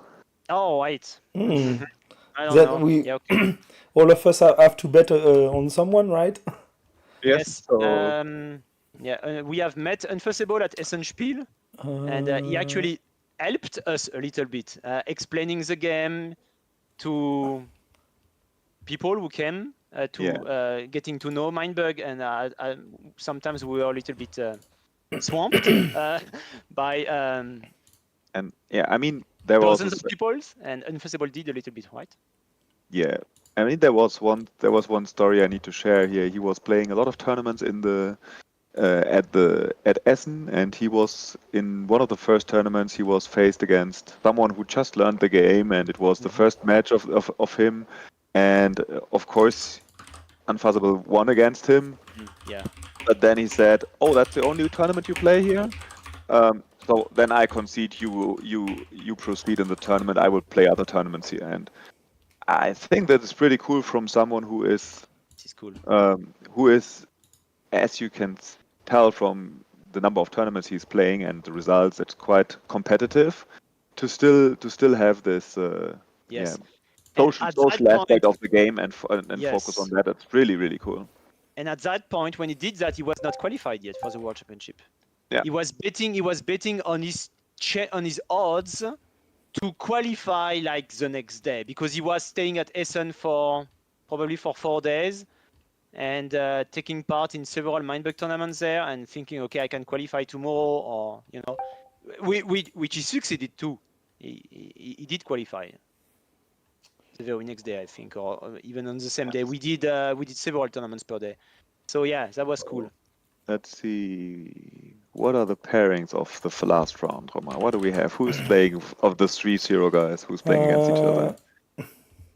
We can do. I can show you the last game of this same match if you want. Sure. And Yeah, then we have a look. Sounds good. We have a look to the round 4. That is To the the start. pairings of round 4. And All right. Yeah. All right. Okay, so we've So, seen 4 cards being revealed, and Strange Barrel, Yenix, and 1 Congasaurus Rex. That's quite important to know that there is only 1 Congasaurus Rex in the deck eventually, Oh, and because no Kangasaurus Strange Rex Barrel. and yes, okay. Because those two first cards, Kangasaurus Rex and Count Dracula, have the same power value. So that's a tie in determining the first player. Yeah, so that's So why they had to reveal a second one. All right. So there is no Yenix. Yenix is a one-off. Yeah. No Yenix in this game. No No Strange Count Barrel. Dracula, no Strange Barrel, and only 1 KOX instead of 2. So All you right. have a lot So of that's information about the game ongoing by Yes, just yes. watching at those 4 cards. Yeah. And that's really important to notice this and to know that if you get a Congasaurus Rex in hand, the opponent don't Yeah. have any. That's really important. Definitely. And I think Ali and Monte Cristo, they are taking these kind of notes. I'm pretty sure they take that into account, remembering or writing on a piece of paper, or because you cannot. I mean, this log that you just opened, this becomes a little bit cumbersome to read it once you are in the mid game, right? Or can you scroll up in an efficient way? I'm not sure. Maybe this is something you have to write on a piece of paper just to have access to the information. well, you can scroll up, but not But sure it's, if it's efficient or not. I don't know. Yeah, I'm not sure. So again, Ferret Pacifier. We have seen the parrot pacifier Yeah, as a an lot. opener a lot. A lot. Yes, crazy, yeah. I mean, Are you sure that this is not the same game again, Roman? They have the same Okay, cards. okay, it's the same. What did I do? Okay, yeah, you're right. It You're looks right. really similar to me. Yeah, sure. I was not paying attention to it, but okay, I will try. I don't. Okay, I will try another one, but let's see.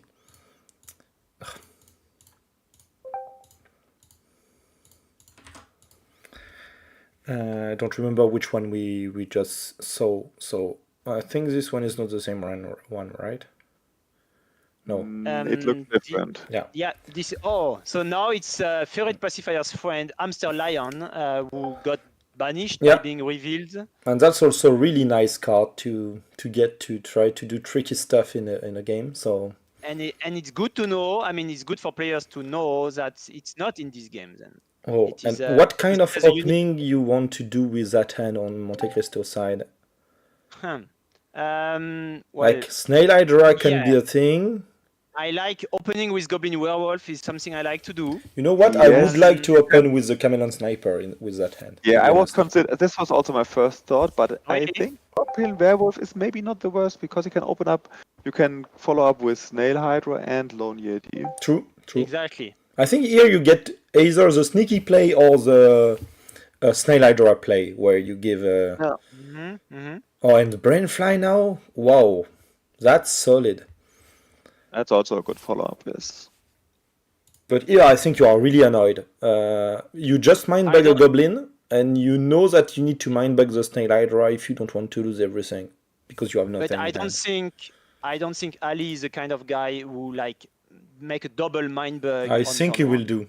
I'm pretty sure he will do right now because he have no choice. You see? I was wrong. No, the Brainfly is coming. I mean,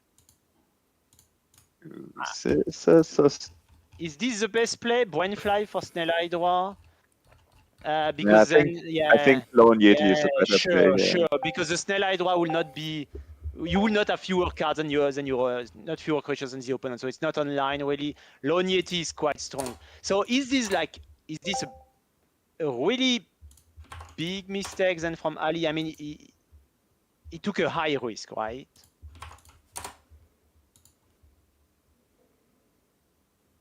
Now you have no mind bug for the entire duration of the game. Yeah, but you get the Snail which is Hydra okay and a Goblin Werewolf.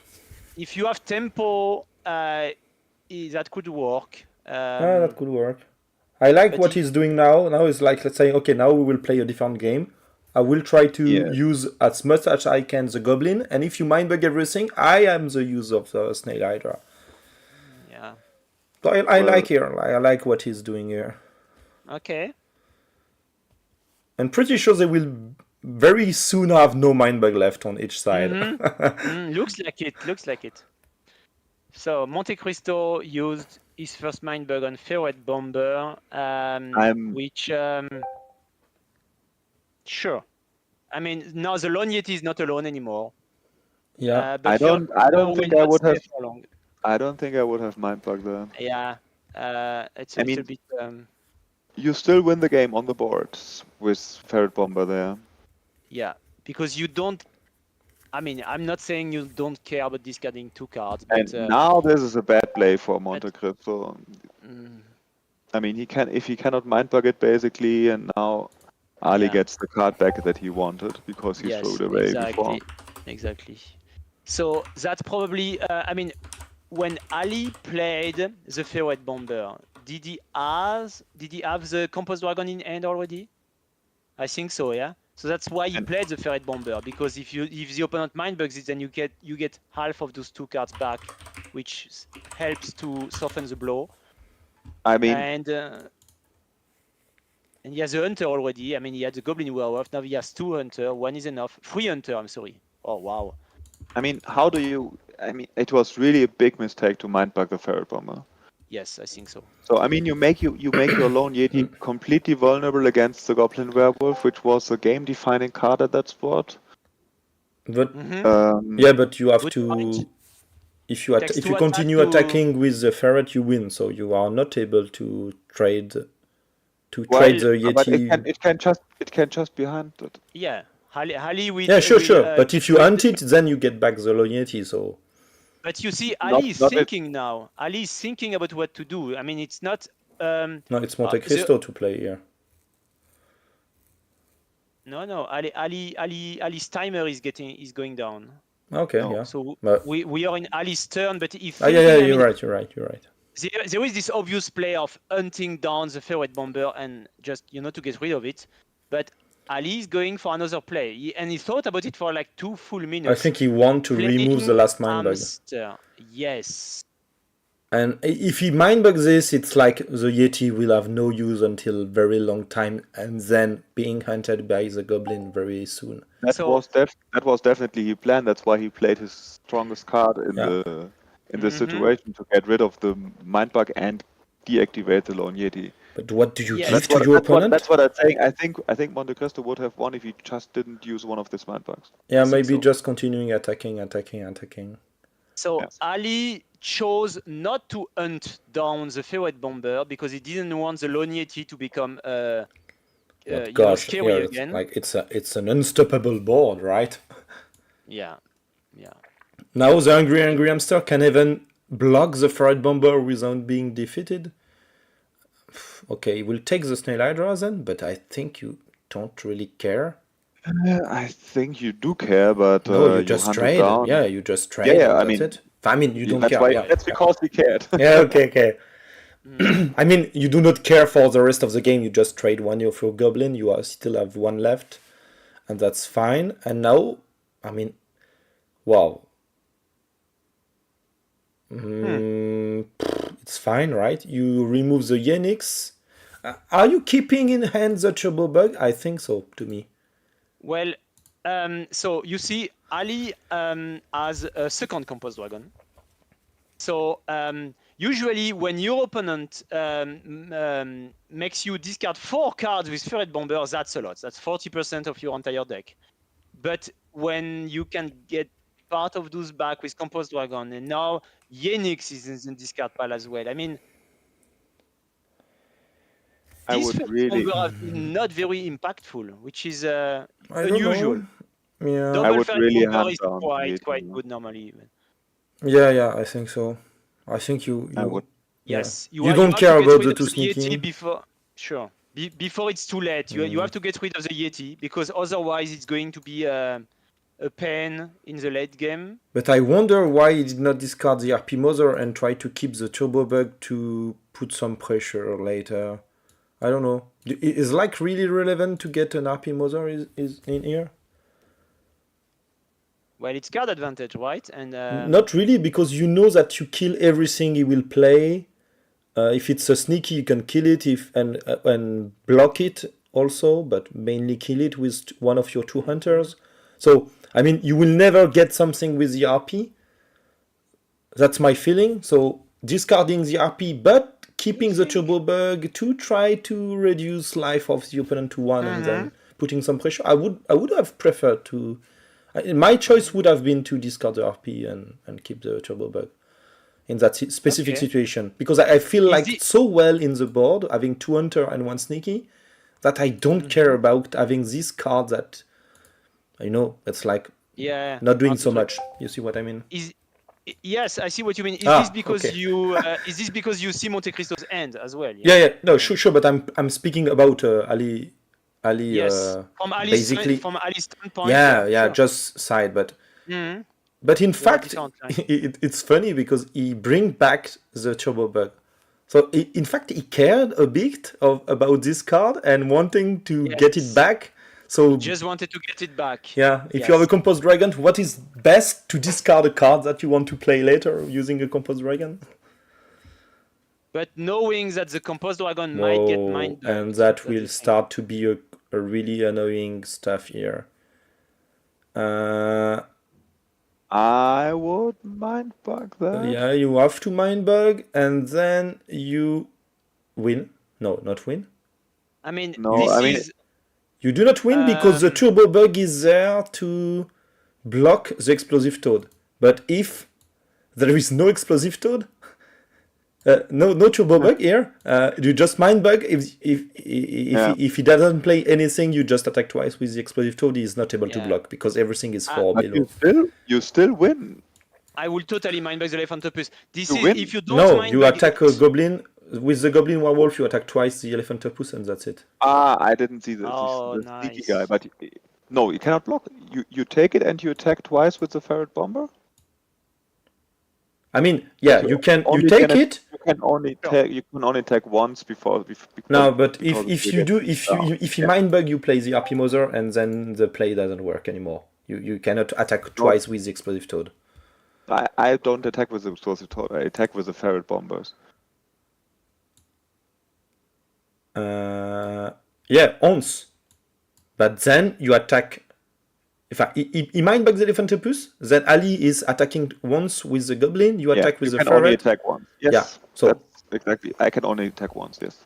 But then you have this Chameleon Sniper that can maybe do something if you play first the Spider. I don't know. So I think Ali wanted Elephantopus to get mind bugged. Ali is like giving a lot of value to RP Mother. I mean, knowing that Elephantopus is so powerful when it's combined with a sneaky creature. I did not get what did he do? He hunted the Ferret Bomber. Why? What? I don't. Now he's hunting. This is a great game. Now he's hunting the second Ferret Bomber, I guess. No. What? I think it was a mistake from him. Like, I think he understood that he have only 4 or less. When he was, I think when he blocked, I think he forgot. He totally forgot. But I think Ali forgot about Elephantopus? Yeah, about Elephantopus effect. Yeah, but Because I did it think himself. he hunt the sneaky, and then the opponent was attacking, and then he just saw that he was able to block only with one card, and then he said, "Oh God, I will be losing from there," and so he stopped attacking there. We have seen very highly skilled players forgetting about Elephantopus. Just for Totally a forgot. second. Yeah, sure. It's And like we forgot about the Hyenix. yes, Yenix is doing something Yeah. also here. Okay. I totally forgot the Yenix. Yeah, sure. I mean, you don't see the discard pile, right? You have to click on it to check its content. Yeah. But how do you? Let me see. How do you? So that doesn't help now. But how do you? No, Monte Cristo cannot win, except with maybe the Grave Robber. Grave Robber into Compost Dragon into. Wait. Can you close it?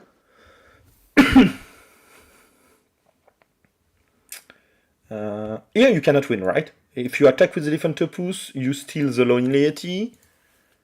If you attack with the Lone Yeti, you just lose your Lone Yeti, and then the Goblin will hunt down the Elephant Opus. Meaning you cannot win here. Yeah. So you have to play something. This one cannot be played because of the. But Hunters do a great job again. there was two Compost Dragon. Oh, I did not look at this. Okay, because one was just defeated. Okay. Yeah. So Grave Robber into.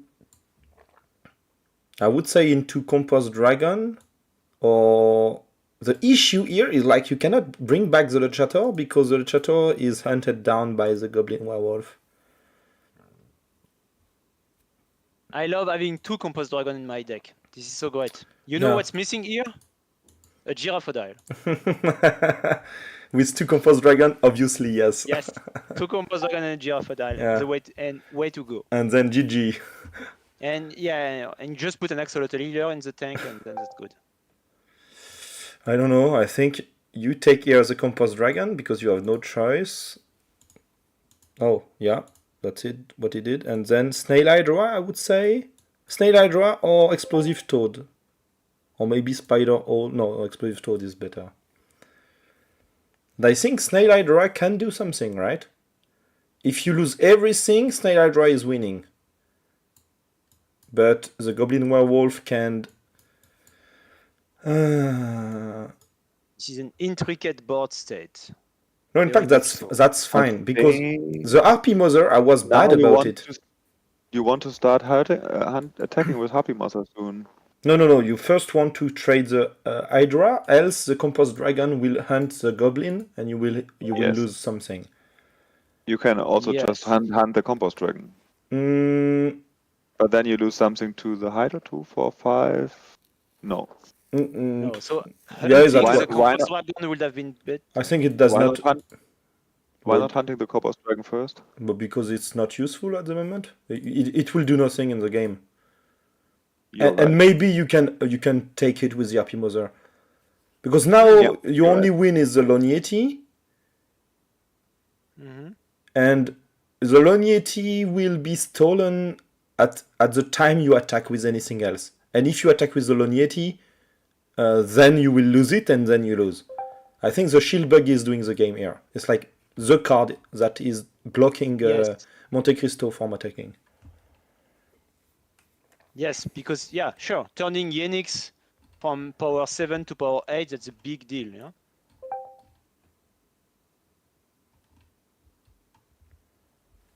So okay. So he's forced to attack with it, but that's sad. That's really sad, because basically you know.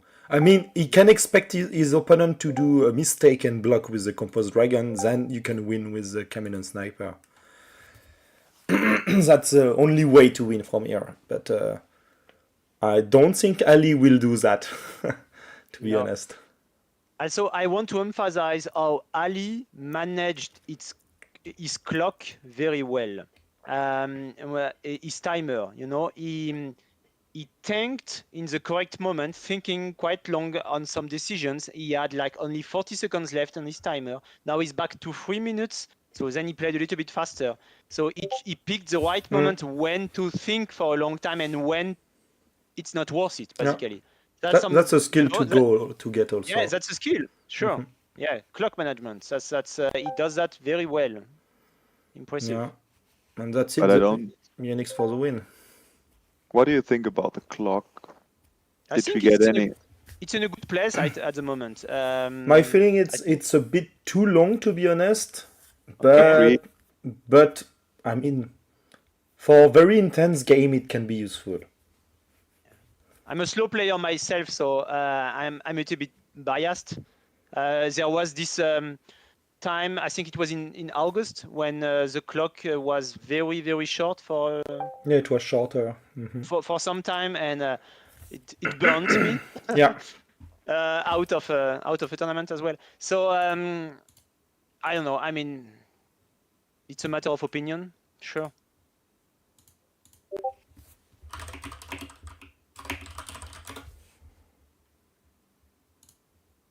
So Elephantopus here. Yeah. So Unix winning the game. Yeah. Yeah.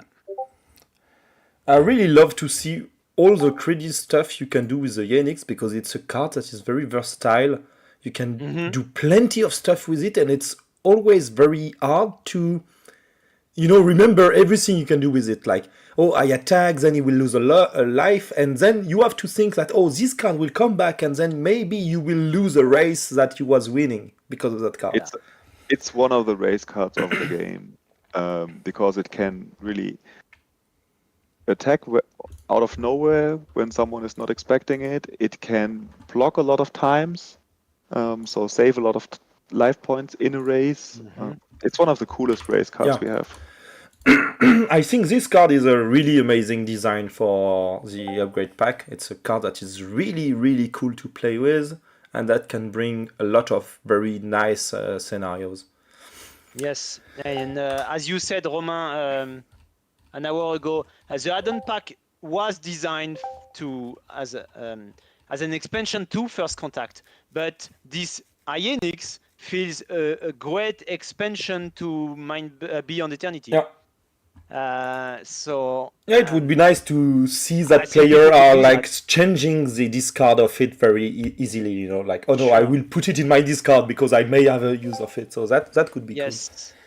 I mean, I already know that I want to add Unix, Grave Robber, and Compost Dragon into Mindbug Eternity, just to see how it plays out. Yeah.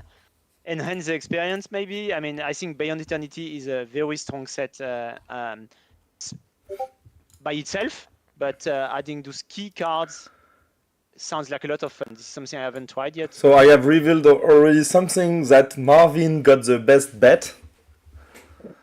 Oh, Unfussable 4-0. Your bet was good.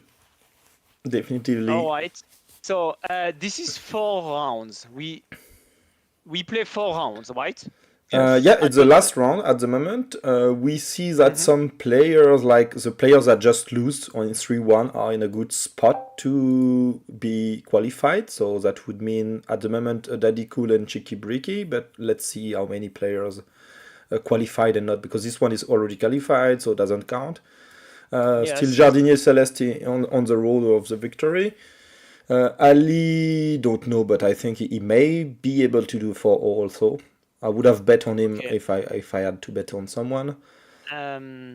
Black Star, and yeah, a few. Oh, Toton Kalem also lost. Okay, so all those guys lost in the last round.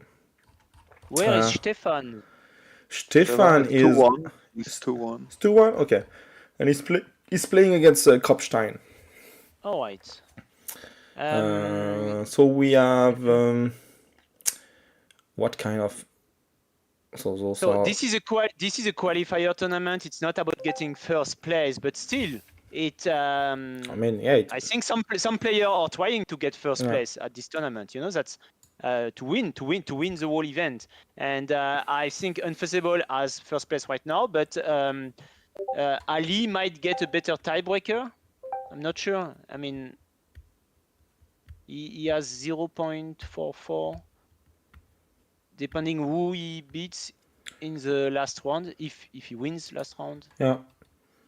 So we get so that's Unfussable that takes the win against Tonton Kalem.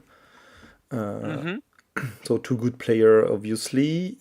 Cheeky Bricky got the win on the last round after being defeated by Ali.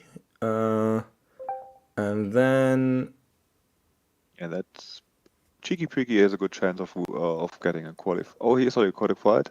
Okay. yeah, I mean Your sister has lost. Romain. yeah, I mean yeah, but that's the stuff that could happen. Yep. But We won't get Tomawaki is a thinking great game between Unfussable and Ali. They won't be able to play against each other today. no. But I It's think too it could late be now. a great game. Tonton Kalem against Yeah. Unfushable. I think we can spectate one of those. Yes. Now we already know who won, but Sure, but I mean, if we take I one mean- game out of it, could be interesting still to yes, of course. Yeah, I think check. so. So Yeah, I'm all for it. I don't know against who Ali is playing. Did he already? No, did not. Where is Ali? Ali against 4 second games. He was also in 3-0, right? Yes. Not sure. He was in 2-1. Oh, okay. So he 2-1. got the chance to be against someone that is technically weaker because of the pairing system. At some point, you may have. Yes. So if Ali beats 4 second games, if he does that, then I don't think his tiebreaker will be good enough to get first place. Yeah, it should. I mean, but well, don't know. If you beat Ali, I think you get someone that you beat someone that never lost. So that would be something. I mean if Ali wins against 4 second games, I don't think Ali will go to first place of the tournament. I think his tiebreaker will not be good enough because 4 second games. Yeah, sure. He's in the top 16, barely, but. I mean, if you do 4-0, it's fine, even if your tiebreak is not that good because Swiss round is not. You get second place basically, and that's okay. Okay, let's watch a match. Yes. Kalem and Fussable, I think that could be something quite interesting. Oh, double killer B. I like that. Yeah, Tonton Kalem going for double B. We haven't spectate Unfussable's games today yet. Yeah, not yet. Talked about him a lot, but not yet. So double killer B in hand at the beginning is. I usually play one very early just to have a hunter and not being stuck with two low level card in your hand. But Unfussable. If I keep playing against you, if I see an early killer bee, I know what's going on. That's my weakness, you know now. So. And that's strange that he took this Urkinarler, to be honest, because you can follow up with one killer bee. Sure, Tonton Kalem was thinking, you know what's better at having 2 over 5 hunters, having 3 of them. But 2 will be 7 then. Yeah, exactly. He wants a killer bee to be power 7, which is great hunter then. Which means, you can of course you keep the second killer bee as a finisher. Yeah. I think. And what I'm scared about, like it's 2 ferret bomber and 1 hungry hamster. Meaning if he spends his last mind bug, it will be like he will play with 5 cards basically. This is a crazy game. Or 3 cards even. You know? It's one of them has very strange hands. Yeah, double B and against double ferret bomber. Yeah, the game can end very quickly if something goes wrong, basically. Yeah. Yeah, here comes the Sharky Crab Dog Mamipus. I like it. Oh, I really like it. Friendly hunter. Ouch. Yeah. Wow. Why? It's a mistake here. Kalem, what are you doing? You will just lose your shield bug. Oh, and he did not. But I think it was so good to just hands down the shield bug right away. So this Mamipus is doing a very good Gorigel Alpha impersonation. Yeah. Now at the moment 6 power friendly hunter. It's quite good. It's quite good. Okay, Kondrakulish. Mm-hmm. I mean, it was like kind of, I don't know why Unfussable mind bug the shield bug, to be honest. Why did not just hunt it down? Maybe because of this, because he wanted specifically to hunt down this. And I think Yes, you I hunt see. the other one. What? I see. What? No, it. Oh, What? that's a misclick, right? I think that's a misclick, right? Because I don't That's see a a world totally where you misclick. want to do this. Yeah. I Oh my think God. I think he attacked. I think he attacked by mistake, and then he didn't want to kill the explosive toad, and then he Maybe just that, yeah. yeah. But that's sad. That's really sad. It looked a bit like a misclick, Yeah, definitely. sure. Grave Robber. Okay. Yeah, I mean that's quite strong to get back this Orkin Hurler. Sure. Mm, 2 life left against 2 killer bees and only 1 mind bug left. yeah, I mean yeah. Basically, you And there's do. also a chameleon sniper. Oh, nice. Yeah. So Tonton Kalem wants to lure out the last mind bug. When did from he his lost opponent. his life point here? Because Konrad he attacked with the Konrad Kulish. So I think here it was a mistake. You should have attacked with Explosive Toad, Yes. then killing the Luchator to save your 3 life point. Then you play the Chameleon Sniper. The opponent has to mind bug it. Because he has, I think at that point he did not get the Orkin Hurler yet. And then you double kill RB it and that's it. So how do you convince your opponent for using their last mind bug when you have double killer bee in hand? Rhino Turtle is And a chameleon sniper. and a chameleon I would sniper. Well, say- the chameleon Problem is- I sniper- would say playing the Death Weaver, but if you play the Death Weaver and he mind bug because he will likely do it. Yeah, no, that's bad. That's bad. The thing is, chameleon sniper is not really a threat because Unfussable has a hunter on the table.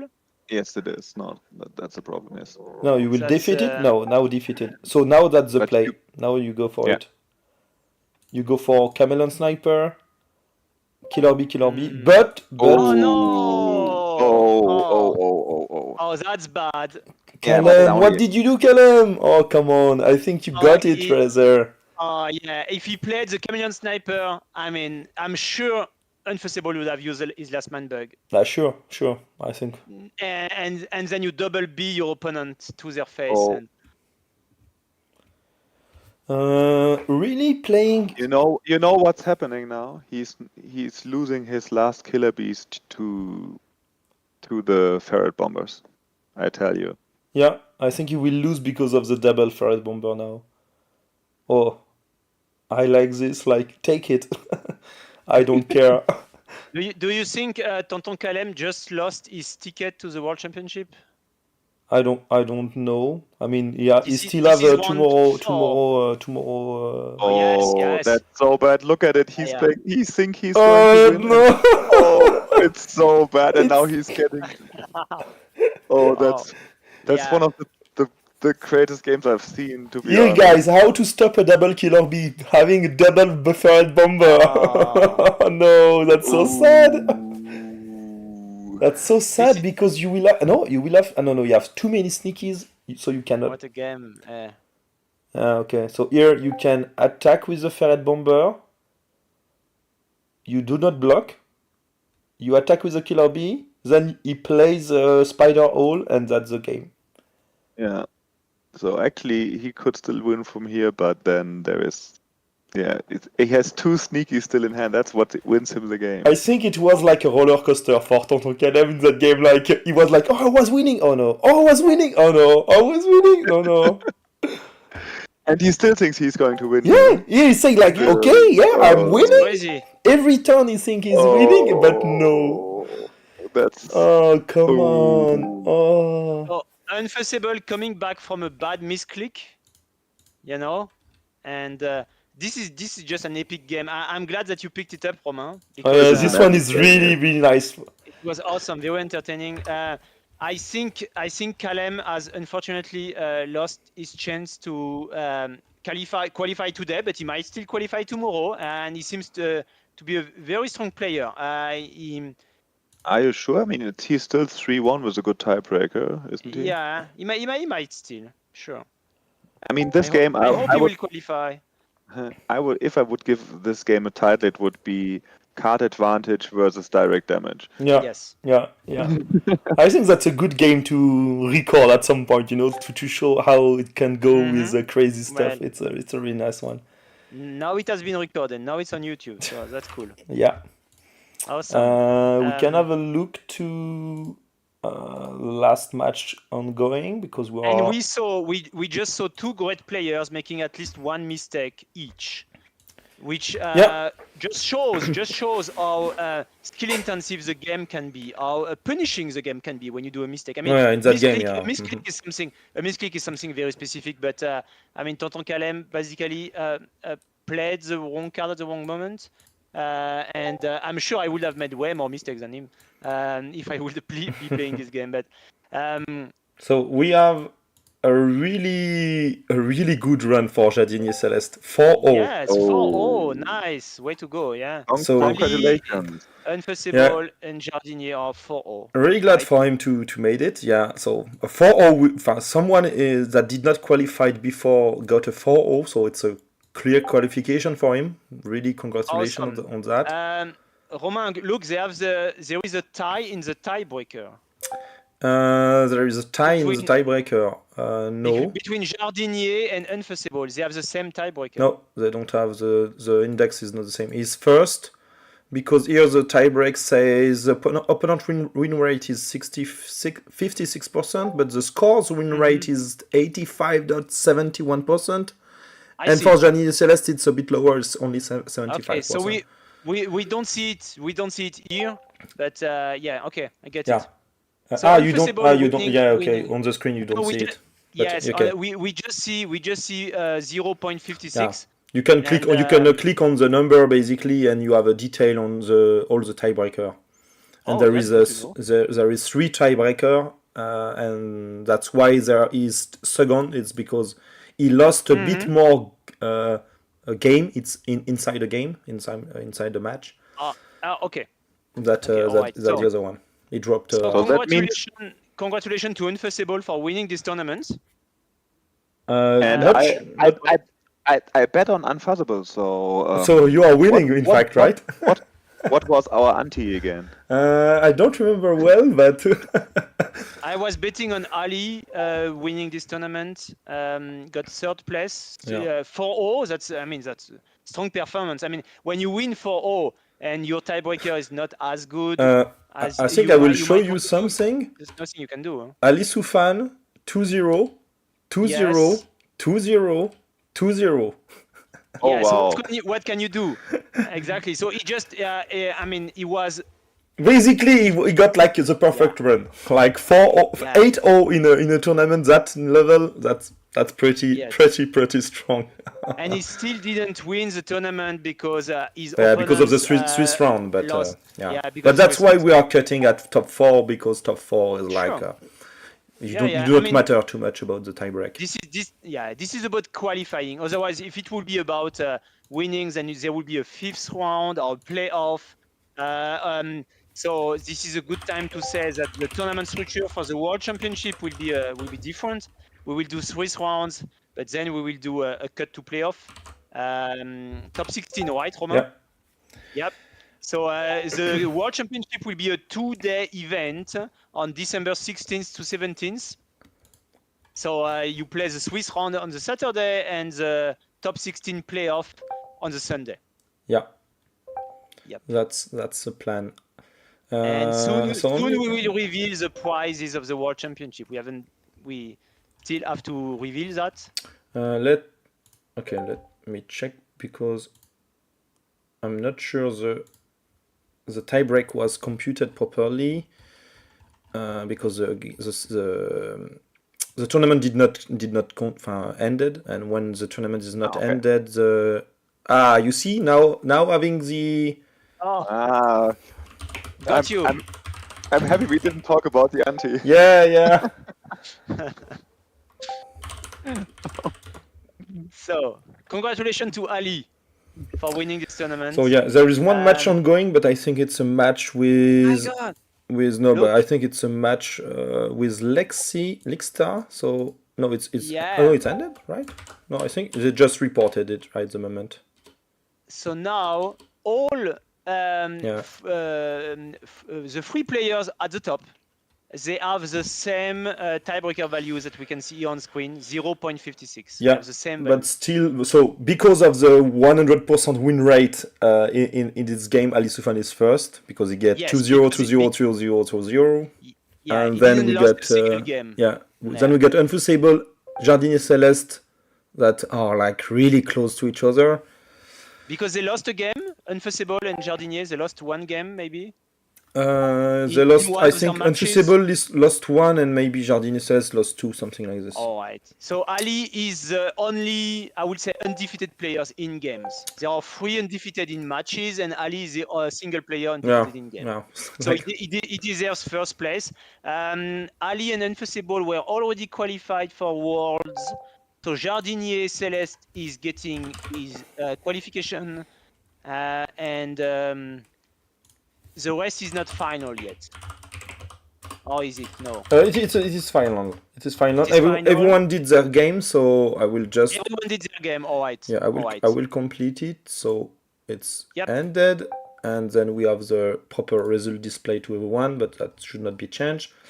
So basically, Jardinier Celeste got a spot for the World Championship, and then the 3 next ones that are Cheeky Bricky, Tonton Kalem, and Daddy Cool.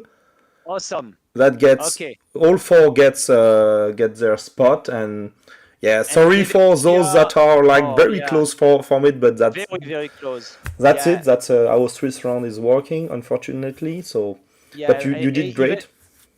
Even a tiebreaker, Devexia and Kropfstein missing the qualification by a tiny margin, probably by very Basically, they lost one more game than the other. That's something like this. Yes. So it does matter, winning 2-0 instead of winning 2-1. It matters when you want to qualify. So congratulations to Jardinier Celeste, Cheeky Bricky, Tonton Kalem, and Daddy Cool for qualifying to the Mindbug World Championship to 2023, and congratulations to Ali Soufan for winning this tournament, and Unforeseeable for taking second place. And Jardinier Celeste also. For me, the three winners are the 3-4-0 players that did really well. Sure. Yes. So I'm glad that Tonton Kalem still qualified. Was rooting for him as well. Yeah. So he lost again Ali, right? That was it. Yes, he lost round 4. We just yes, yeah, but yeah, you can still qualify at 3-1. Yes. Where is Stefan? It's because we were talking look about at the bottom. You need to look at the bottom if you look for Stefan. Where is he? Poor Stefan. Well, I don't see his name. He's 2-2. Muad'Dib Place 23. He's 2-2. 23. Well, 23 is an honorable placement. Come on. And let's not forget that while we were having fun commenting those games, Stefan, aka Muad'Dib, was probably resolving multiple issues in the forums on the Discord server. I don't know if there were issues. I didn't have a look. So he was playing and managing the tournament. Yeah, no, he did great. Which probably cost him a few games, you cannot he focus got on your game. He got 2-2. That's quite okay. Yeah, I would have to have a look at the Discord server. We're just making fun of him. He's not that bad of a player. No, sure. Once this is all finished, I will have a look at the Discord server to see if the place was burning with issues like it was 2 months ago or something. But I don't think it was. I think it went very smooth because there was not so many delay as well. I think your system with the game code in the client worked well. And then apart from that, I mean, there might still be some other technical issues or something, but what are we speaking about? Like for I don't know if there were a lot of requests in the I think there was referee channel and stuff. One guy was not able to play at some point, like he was stuck not being able to play. But I don't know. It should not happen anymore. So I would like to know a bit more about the situation. But mainly everyone was able to play, and sometime a game did not start properly, but then you just restart it and that's it.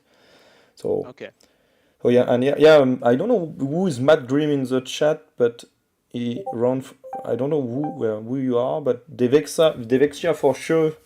Like he was really close to qualify. Like basically missing one point in your match, in any match, to get to the Yes. 6th place. So yeah, definitively come back tomorrow and play, and that you have a high chance to get your spot.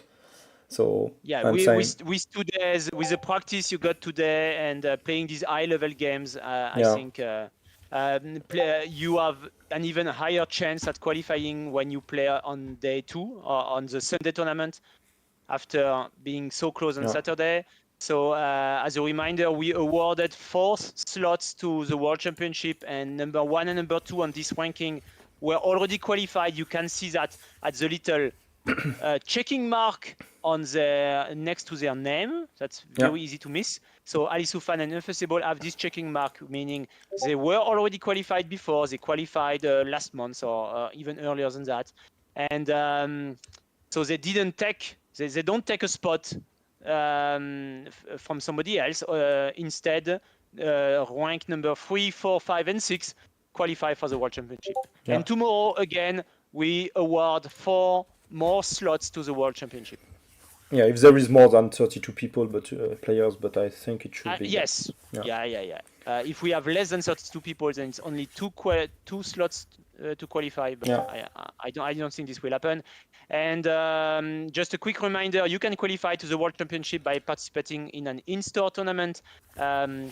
So just go to your local game store, ask them to contact us and make a tournament. It could be a 4-person tournament, 4-person minimum, then the first player qualifies, 1 slot, or 8 people, then 2 slots. So for more information, write at op@mindbug.me, right? And op like organized play. Yeah. And we'll take care of the rest. There are already many stores who do that, especially in Spain, but in other countries as well. And otherwise, we will have another online tournament in December, so the LCQ, the Last Chance Qualifier. So this will be 1 week before the World Championship, right, Romain? Yeah. Yeah. Okay, guys, I need to go to bed. Yeah. It's quite late. We will stop there anyway. That was a really nice tournament to follow and to commence with you all, guys. Thank you very much for preparing everything and hosting it. Sure. So I think we will do the same tomorrow. Marvin, you are not available tomorrow. You do the physical tournament. I mean, I don't know if they will fight. It's not physical. You do the tabletop tournament, right? Tabletop tournament. I will send you some pictures about the fights. Yeah, cool. All right. And Romain, we meet again tomorrow. Yeah, tomorrow there will be Raphael tomorrow also to help on this. Cool. So yeah.